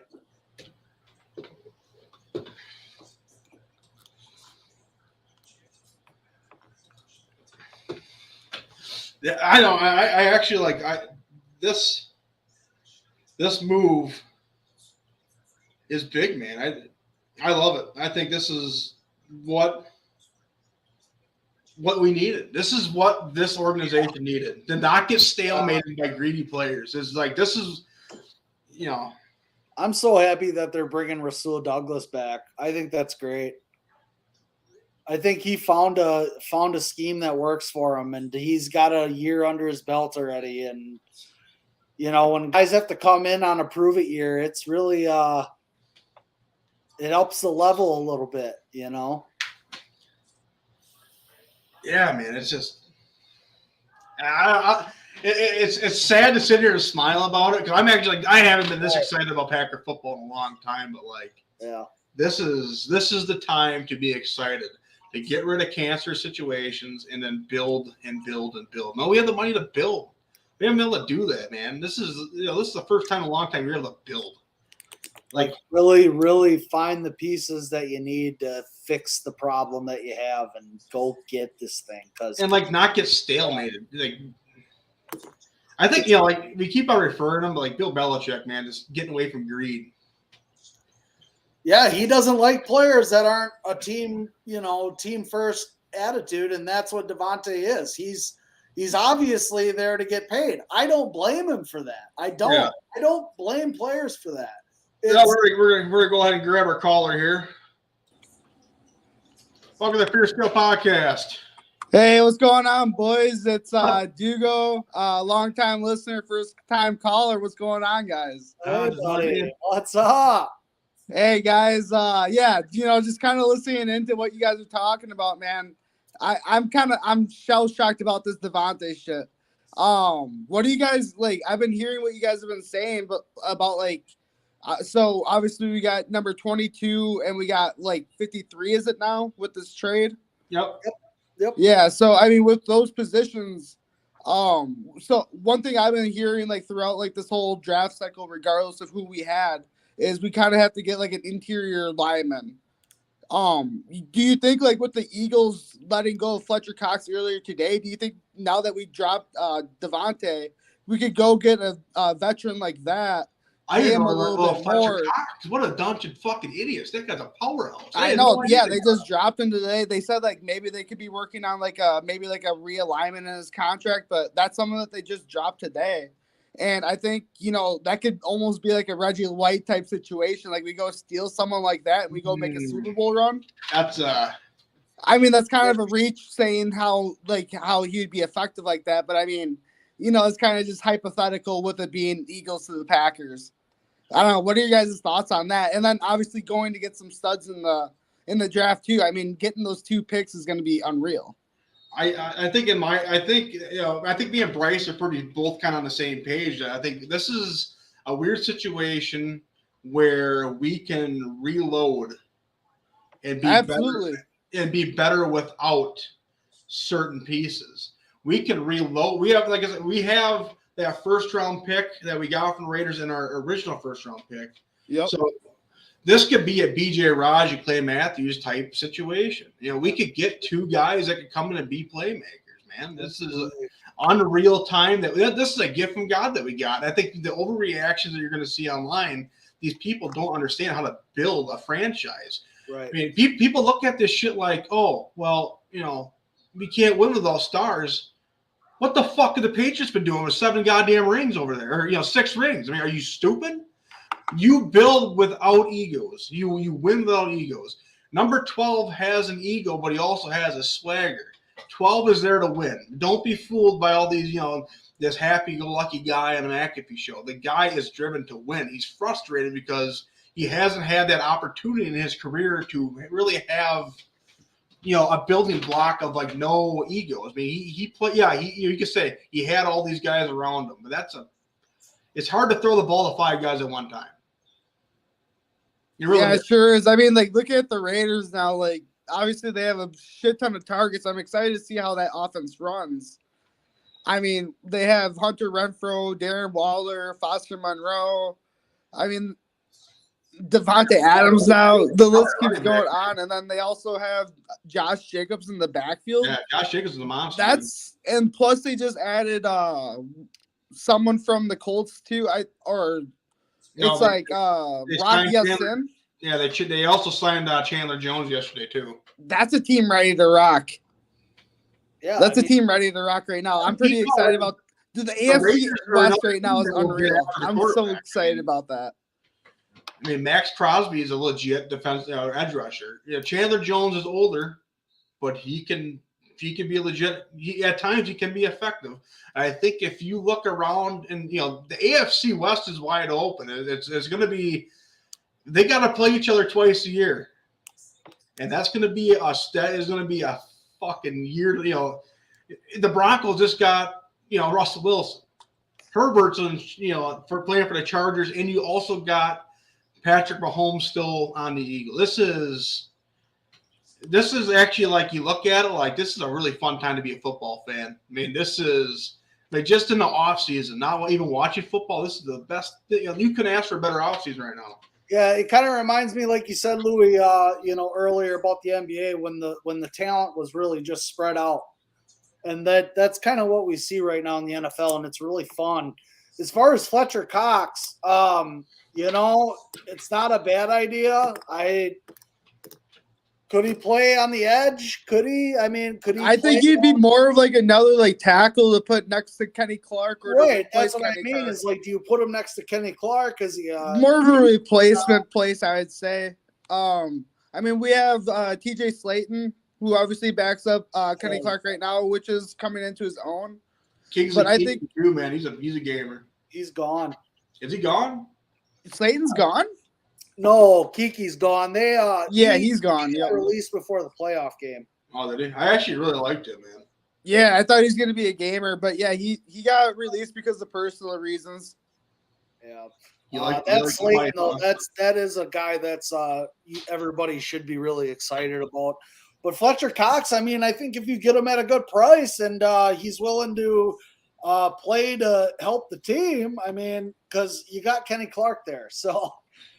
Well, I absolutely, but I mean, if Kenny Clark could take a down or two off, I think if he could be more effective, if he could get a breath, if you could team those two up, and then plus you also have Rashawn Gary, you get whoever else they get in the draft. You have Preston Smith also on the edge that they just re-signed. That's a great defensive line coming at you, and as a quarterback and as an offensive line, you have to be cognitive of everyone there. That's a big word. Cognitive, I know, it's pretty huge. I learned it once or twice. I finally learned how to say it. You're absolutely right, though. I mean, and that's that's an advantage I think that the Buccaneers had the other year. With Sue and Vita Vea, they really did a good job of that. And like I said, if the price is there, if Fletcher Cox wants to come win a Super Bowl, damn, I'm all about it. Let's go, dude. Like, get your price right. Let's go try to chase this thing. Do you think that they utilize those picks to draft rookies, or do you think that they utilize those to go reload with veterans? I think they're going to draft rookies. I really do. I don't think they're going to trade anymore. If they trade anything right now, I think they're going to get rid of Love or something like that. Because obviously Kurt back there, who has a good relationship with Aaron. Yep. I think if they do anything, they're going to draft guys. I mean, I think they're at that point right now where we have, like I said before, we're at that really weird position where we can kind of look at ourselves and be like, what would Belichick do? I mean, we have right now in our division. We don't need 17 to win the division. We have the Division 1. We just got to perform. Yeah. And what we got to do right now, let's look to next year. We're going to win this year. We're going to get guys to win this year, but we also have the draft capital to win next year, and then win the year after that. I mean, what we just did, we solidified 3 to 4 more years of outstanding Packer football. Yeah, that's great. I mean, we definitely traded to reload, and I think in the grand scheme of things, like you guys have said, we took $28 million off our cap if that number is true, which is awesome. I mean, when you look at that, we could get a Fletcher Cox, we could go get a dynamic number 1 receiver like a Julio, like an OBJ once he gets healthy. I honestly though, we have 12. We don't need a solidified number 1. I think that's what we need 2 guys that are number 2s and then a cast of guys around them to make plays. We have the most talented arm that the league's ever seen. Now let's just get guys who can go out there, run routes, and catch balls. That's all we need, because we're going to run the ball too. All bullshit aside, LaFleur wants to run the ball. We have the 2 best, the best duo of running backs in the league right now on our team. AJ Dillon and Aaron Jones. So don't be fooled. We are going to run the ball. We don't need to have a guy that it's nice to have burners. Which I really think they're going to go get a guy who has speed, because we lost MVS. But I also think they're going to get guys with experience who can play, and they're going to get guys who want to be there to win on a team-friendly deal. And don't be fooled, because there are guys out there who want to do that. And I think that's what Belichick did so well for so long. You bring in guys who want to win. Well, let's fucking win then. You know what I mean? That's for sure. And I think OBJ is a perfect situation with that, because even with the fallout with the Browns, when he was looking at all those teams, the Packers were a possibility of a fallout spot for him, and it just didn't end up in the right circumstance. I'm not sure if the draft capital. To me, right now with OBJ, seriously though, with OBJ, he got hurt in the Super Bowl. Yeah, he tore his ACL, but he could still be back by week 8. Probably. They also, my thing, it's a knee. You know what I mean? So they also said that by week 8 that Bakhtiari be back too, but he came back for 20 snaps. Yeah, but I mean, if you look at the circumstances between a wide receiver and left tackle, I just think those knees are completely different. I mean, the ways that our knees heal, I think just as bigger guys, because when you look at Bakhtiari's story, a lot of it was because our knees produce more fluid when you're bigger. And that's just a regular thing. And when you're smaller, that doesn't necessarily happen. And that's one of the reasons why he had such a bigger setback, was because his knee kept swelling up and everything. And so, I mean, just by my fault alone, by just hearing that story and thinking OBJ is a completely different body, and how all these receivers coming out of the NCAA, half of them fucking have torn their ACLs already in one of their knees, it seems like. And they all come back and they're better than ever. I mean, we're still looking at Jameson Williams being a number 1 or possibly top 3 wide receiver off the board this year, and he just tore his ACL in the national championship, or I'm sorry, in the game prior to the national championship, I believe. And SEC title. Yeah. I mean, for me, I like that point, obviously, but we need a guy that's going to come in mini camp. If you're going to be brand new, you need to be in there mini camp ready to roll. And for sure, I think drafting a guy is necessary. I do like the idea of a Jarvis Landry. I do like that idea. What about Julio then?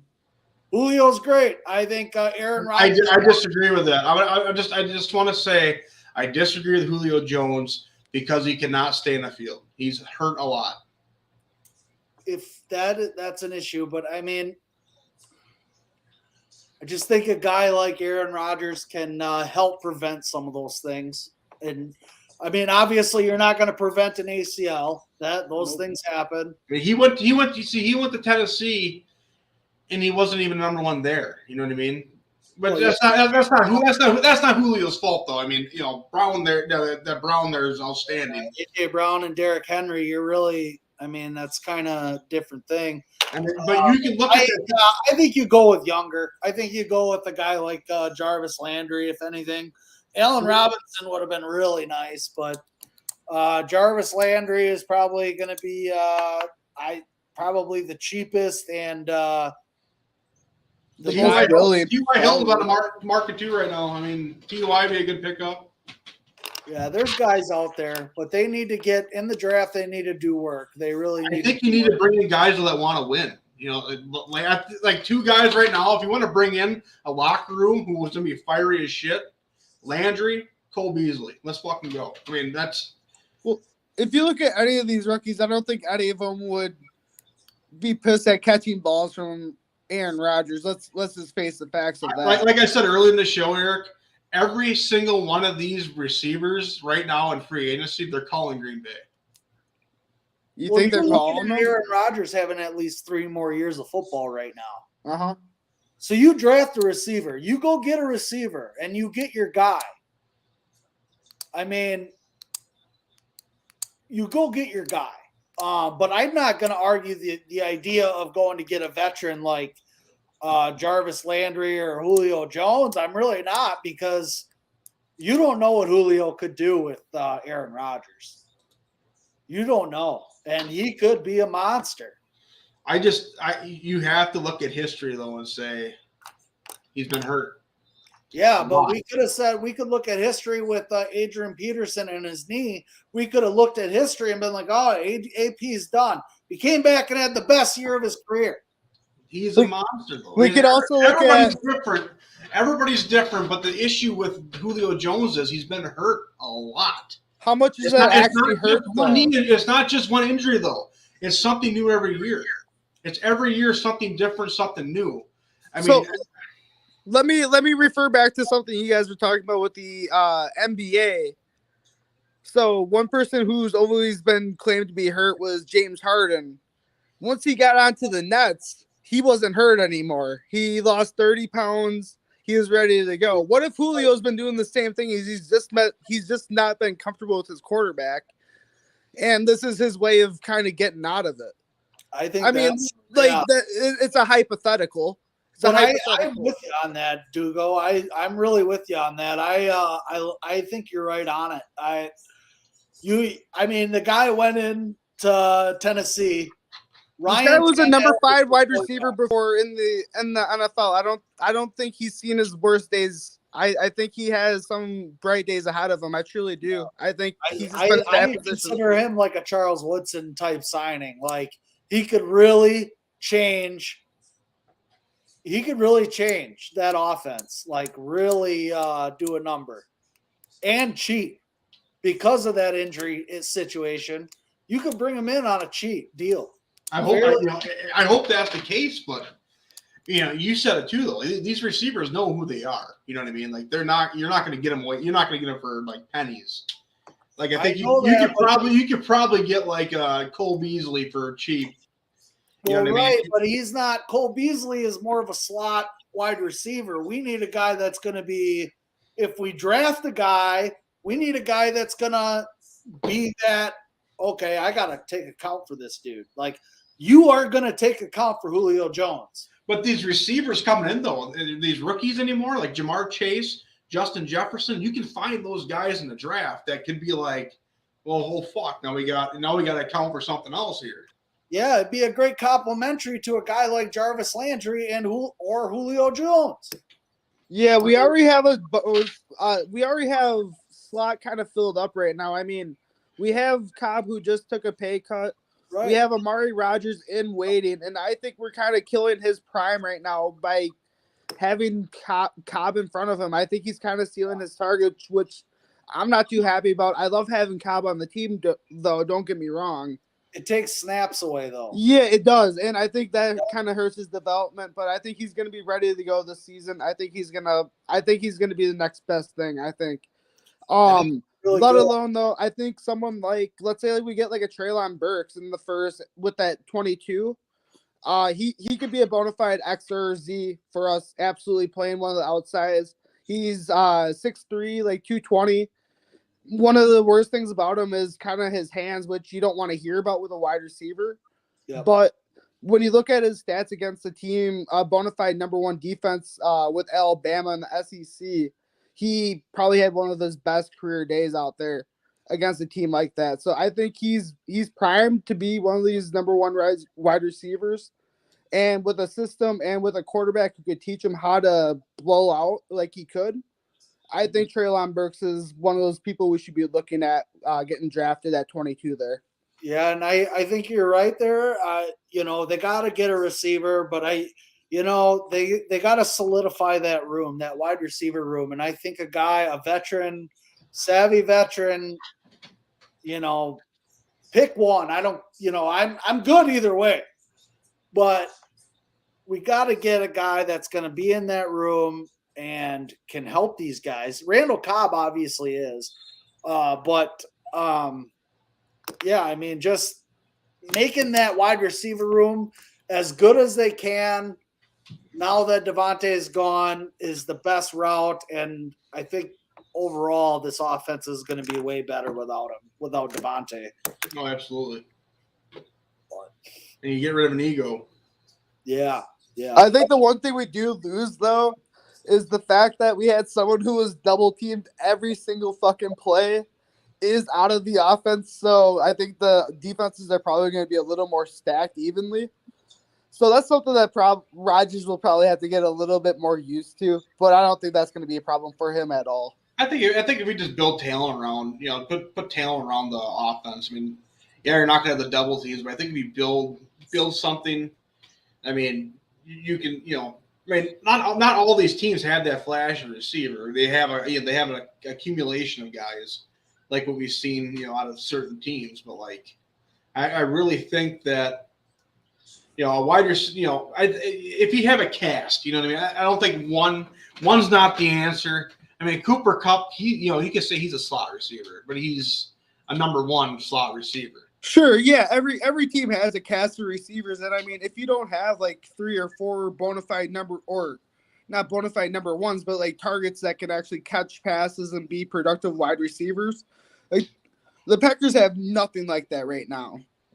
But if you look at the people, or if you look at the teams that do have that, like the Bengals, the Chargers, Raiders, now you look at the Rams, Buccaneers. I mean, the list goes on and on. Like, they have more than one wide receiver who could be a number one on a team, and then they have like 2 or 3 other guys who they could be number twos.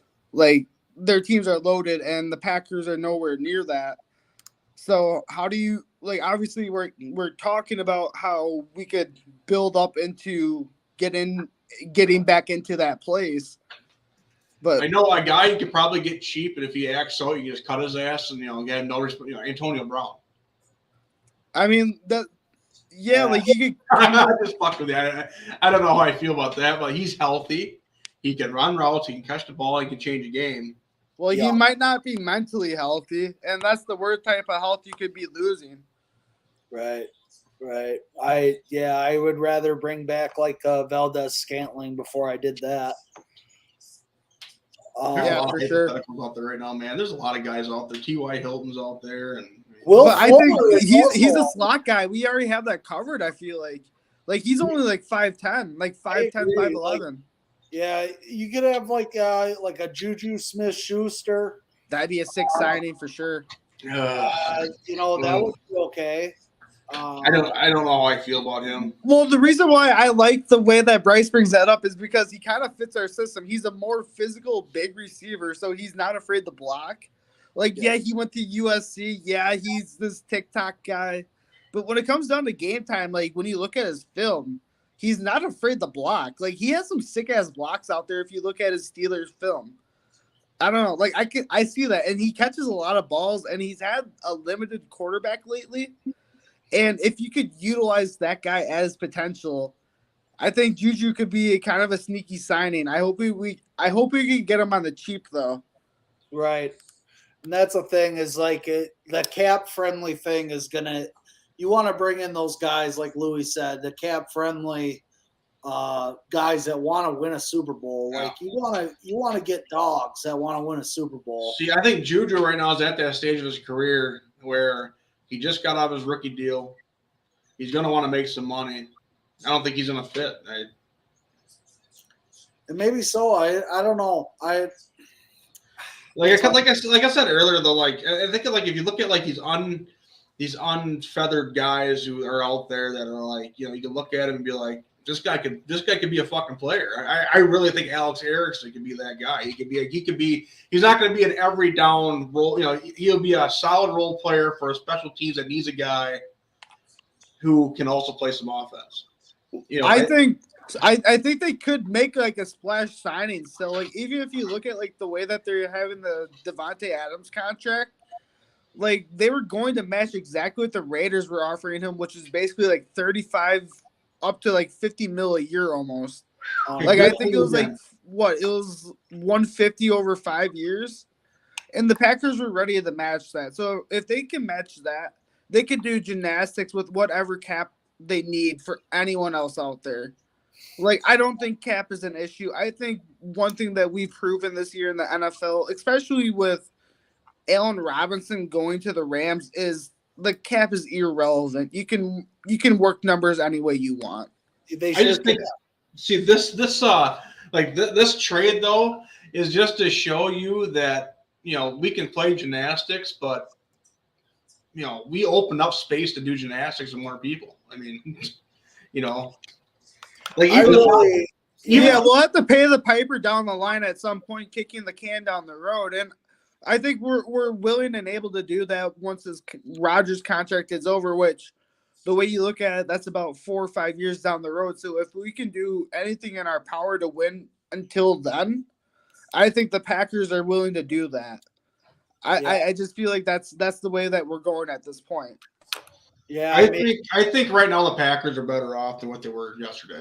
I really do. That's just my heart and soul feeling. But I mean, you got to look at these three, Julio, Jarvis, those two. My gut leans to Jarvis Landry. I don't know. I just think that guy is he fills a spot at a cheaper price that Devontae could just as well do, honestly. And you're the best quarterback in the league right now. And you have the best quarterback in the league. Jarvis Landry's never had a great quarterback, like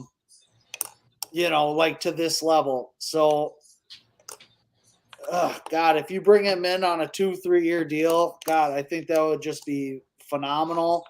Pay him $10 million a year. Pay him, $8 million a year. I think you could get away with that. With incentives, you can get him at a 3-year $35. That's just what I think. I think you take that risk, and then obviously you get that receiver at 22, get a defensive player at 29. Maybe you screw around with your second round with 53 and 59. Maybe you kind of mess around with that for the next day or whatever, I mean, the Packers are in a really good spot right now. Really think- good spot. Yeah, I couldn't agree more. I'm just, like I said, I'm still a little shell shocked about the trade. I don't think we are technically in a better position. I think if we hit the right way with these draft picks, then we will be.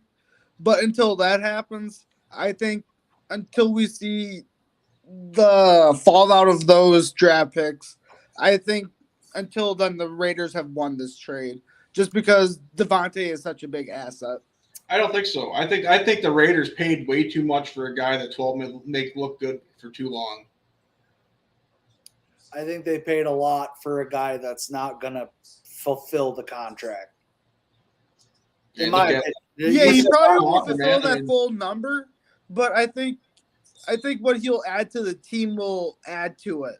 Because when you look at it, I think they have those pieces now to make a run. Like they have a number 1 tight end, they have a number 2 tight end, they have 2 wide receivers, they have 2 running backs, they have Kenyon Drake and Josh Jacobs. Like they have pieces in line, and their line has gotten better, I think, this offseason. I think they may have lost one piece, but I think they have added another, if I've been following free agency right. So I don't think they've lost anything up front, and their line has been pretty stellar, or at least up to snuff as of late. So, and plus their defense has just gotten better, and I think one of their worst pieces were their defensive backs, which they just added. Plus, like you had said, they paid Max Crosby. I mean, I don't know, man. I think they're just getting better, and they have Chandler Jones now, so their defensive front is straight. I mean, me and Bryce said it last night at text, but like the Packers don't need to necessarily like get like splashy receivers, but like they could really build that defense some fucking killers right now. You need one splash. You need one splash. I know, I agree with you. I think you need to get receivers, but like, I mean, go get a Caleb Nassib. Build that fucking D line up. Just kill people. Just kill people up front. Yeah, I'm all about that.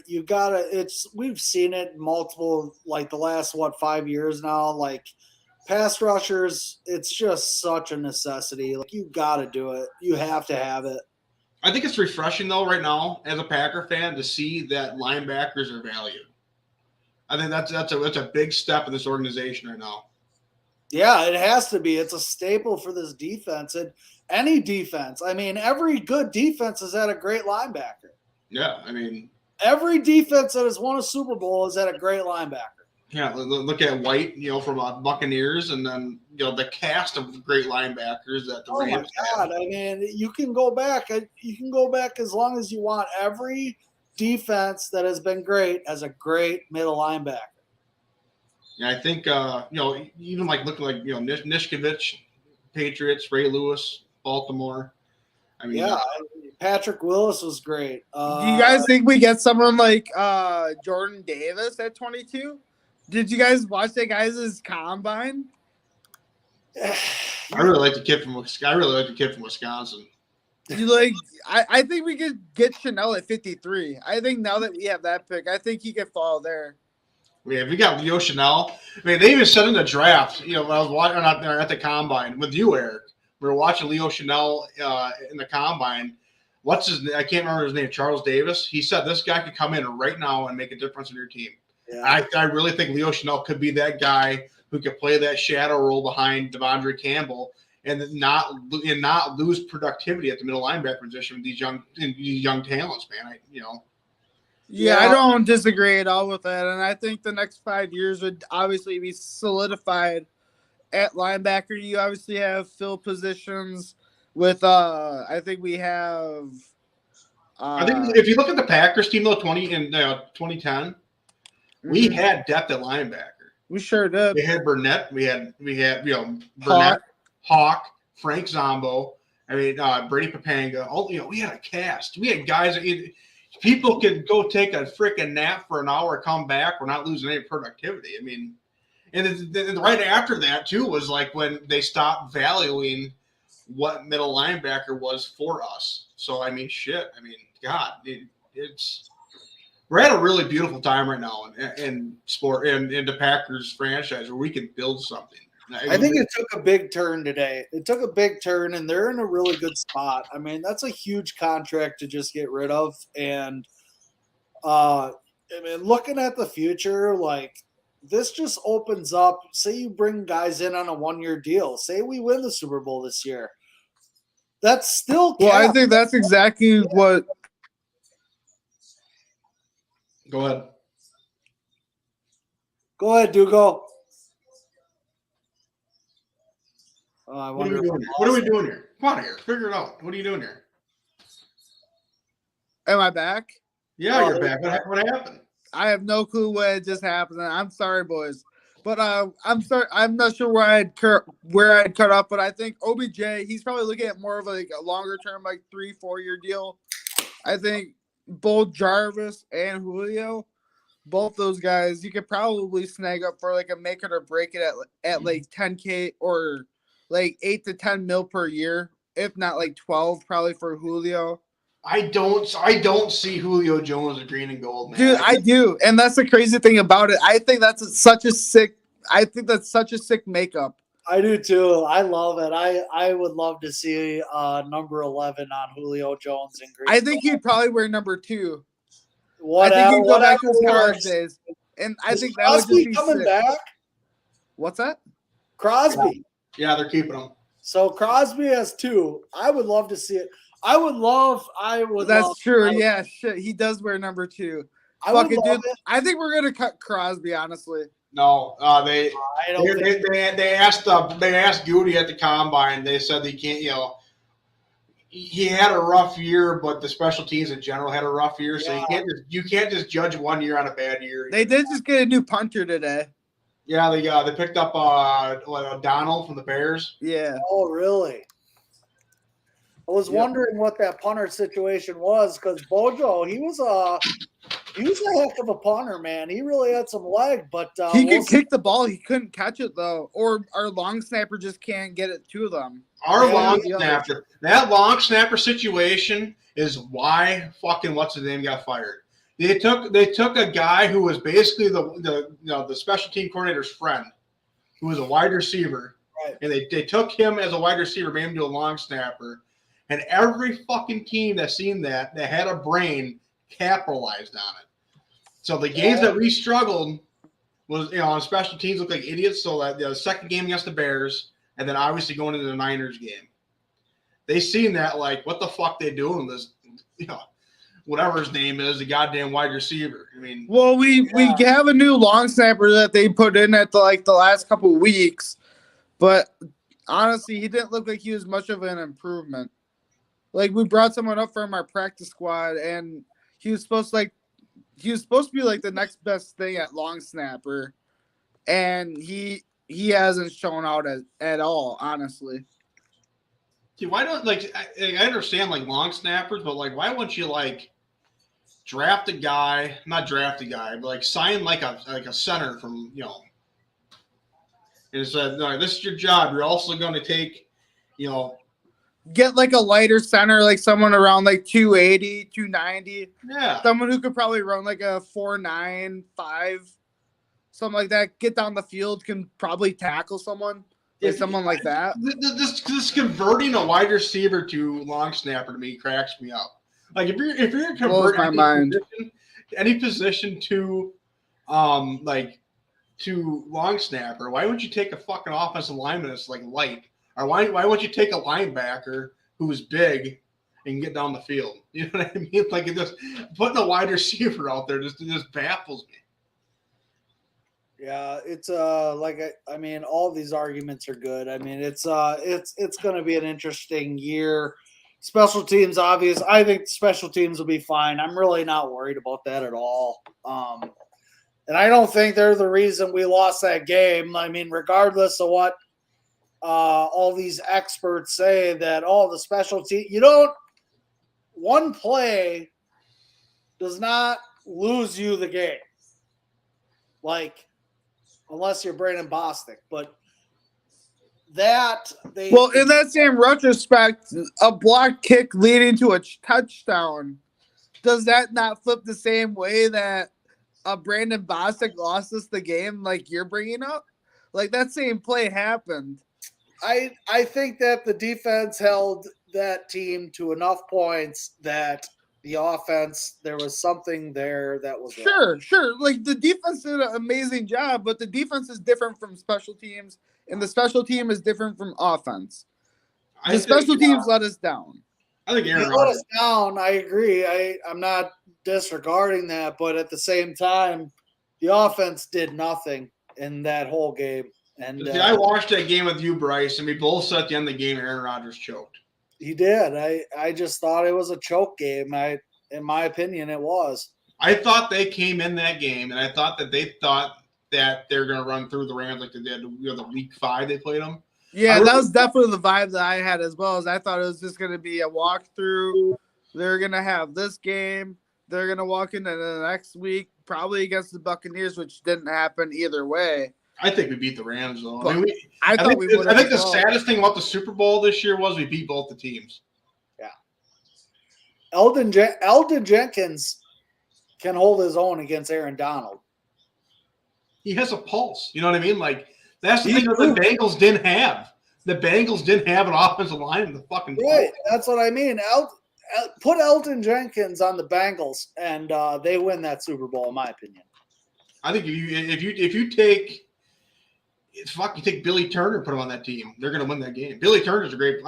I know the Packers cut him, but like Billy Turner's a gamer, man. He was a great ball player. He did the Packers a service. You know, he played really good football for a couple of years for us, man. He did, yeah. He's a good guy. Seems like he was a good locker room guy. Do you guys think that we reached for a lineman, like a right tackle specifically, like a Rainman out of Central Michigan, who is a monster of a human? I think he's like 6'7", 300+ pounds. He's a first round prospect, and everyone's been rating him in the first round or sneaking into the first round or first picks of the second. Do you think that could be a possibility with the Packers? I really don't think the Packers go round 1 offensive lineman. You think so? Because I don't think that they will, just because they already have depth there. So as it stands right now, Louis, can you name me off what the prototypical line would be? Obviously, Jenkins is going to be out for the first couple of weeks, so keep that in mind. Like, what do you think the line would look like week 1? I think it's going to be right tackle. You put John Runyon at right tackle. You put Runyon's a guard. I think Runyon is a prototypical NFL guard. Well, regardless, you could put either him or Lucas Patrick. See, I was going to say Lucas Patrick, right tackle. Myers, Eldon Jenkins, and Lucas Patrick just got signed on the Bears, boys. What? Yeah, make sure to be watching your free agency. He just got signed on the Bears yesterday, a 2-year deal. Yeah, he did. Don't sit here and patronize me on my show, asshole. Hey, man, all I'm saying is I'm up to date, and I'm just trying to keep your show up to date for your fans. I've been sitting here working the pounding pavement here, giving everybody news and updates and having fun here. Hey, man, I work an office job sitting on my ass, so I try to keep you updated. I try to keep me updated. And most of all, I didn't think he was an plus fans unrestricted updated, buddy. I'm surprised. I didn't think he was an unrestricted free agent. That's surprising. So I guess Can I go through mine quick? I'll go through mine quick if you don't mind. Go ahead. So I think from left to right, it goes Bakhtiari. I think it goes Runyon at left at left guard. Josh Meyer at center. You have to go. I forgot his name. No, I had it off the tip. Royce Newman at right guard. Yeah, I forgot about Newman. He's a stud. And then I think you put Yosh Neishman.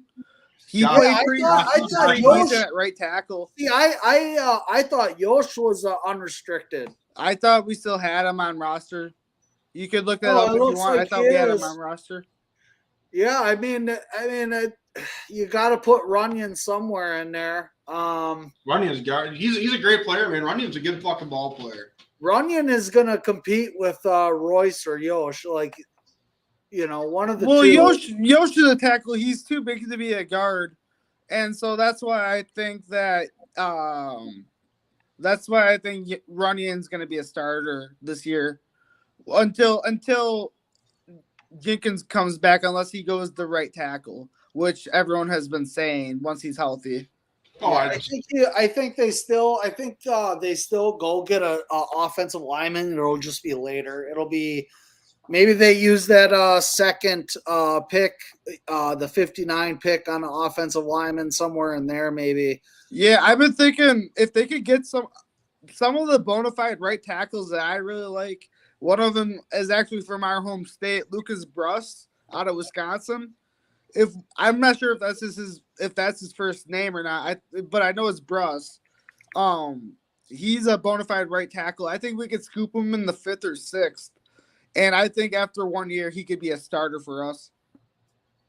Yeah, I mean it's props to the Badgers, man. Badgers have some fucking gamers right now in this draft. They're not flashy first rounders, but like Leo Chanel, that the offensive lineman Eric's talking about, and they got the other linebacker who's a fucking gamer too. Michael Deachin, who's one of the guards down in Miami still. He was like a 6th round pick. Like you said, like these guys aren't flashy, but once you get them into their system, you fall in love with them. Like they're all seniors, so they're like, oh, we don't have the same love of them as like a junior or something like that. But I mean, the Packers, Sanborn's who I'm thinking of. Thanks, Wyatt. Jack Sanborn, he's a stud. We could get him in like the 5th. He's a sleeper for sure. Man, another guy I was looking at is Jake Ferguson. He's a guy that could come in and block. He's a good blocking tight end. I think he could come in and do a good job. One tight end that I really have some goosebumps about, Jelani Woods out of Virginia. Yep. This guy is 6'7". He's like 260, but he runs a 4.6 though at that size. If he's running a 6, man. No, I'm sorry. He runs a 4.6. I was like, no, it's a 4.61. That's what I was thinking of. But at that size, at 6'7", 260, unreal, man. You want to get a guy like Mercedes Lewis type dude that can block. I mean, you got to get a blocker in there. Well, I mean, on the podcast that I have, we were talking about how we think that Mercedes Lewis could be a really good mentor for someone like a Jelani Woods. You started your own podcast? Yeah, we have me and my buddy Jahia. We have a fantasy football podcast. So if you like some of the content that we're talking about here, you can catch on our Gumbo Pod. That's what we have over there. You can look it up. It's on Spotify, YouTube. Thanks for bringing it up, Louis.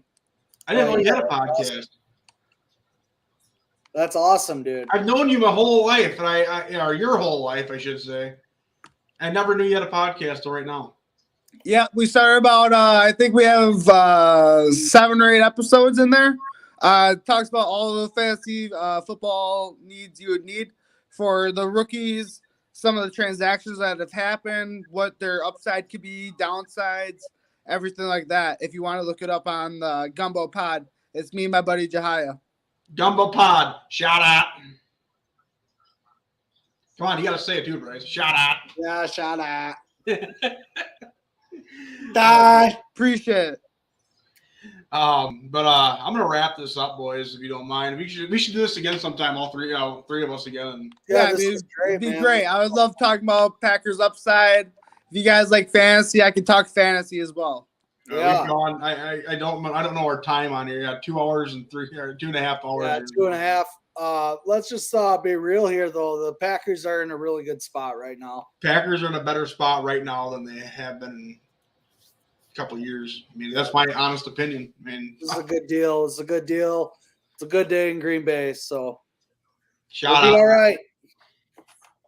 Well, I'm going to drop you boys. I'm going to do my last hit here for Lit Beer Company, and then I'm going to cash her out for tonight. So, thank you guys. Thanks, guys. Y'all have a good one. Thanks for having me on, guys. Light her up. All right, boys and girls, that is the end of the show. I hope everybody enjoyed it. I really wanted to jump on the sports news and all that stuff today. I had an absolute blast. Thank you. Shout out to my brother Eric for popping on Gumbo Pod, and thank you very much to my cousin Bryce hopping on, joining me. This is something I wish people could understand, like the text messages me and Bryce went through last night. It was an absolute fucking blast. But one more shout out, the beard company, the best goddamn beard oil on the planet. Everybody, use the promo code STEEL to get 10% off your your first purchase there, and get yourself a nice shiny beard. I don't have mine in. Like, what do? I ain't perfect. I wish I was. But on that note, everybody, I will catch you soon, and there will be a lot more fucking sports talk coming, because this was probably one of my favorite shows I've ever done. Just sticking football and possibilities. There's a magic to this time of year. Yeah, you're not watching football, but you're playing football in your head. You're playing Madden in your head at all times this time of year. This is unreal. Yeah, there's the possibilities that could happen, especially on my team now that we open up cap space with the best quarterback in the league. It's great time to be a football fan, everybody. So, talk to you soon. There will be more Pure Steel coming out soon. Probably, I want to do 2 again next week, hopefully. So, keep your shoes on, keep your ears on, and keep on watching. I thank you, everybody, for support. Make sure to like and share the show if you like it. Make sure to go into Spotify, Apple, rate, review. Unsubscribe, resubscribe, keep on rating, reviewing. It makes me look good. It makes you look stupid for keeping on doing this because the guys tell me to do it. But thank you very much for watching. Thanks again for all the support. And catch you on the flippity flop. Adios, amigos.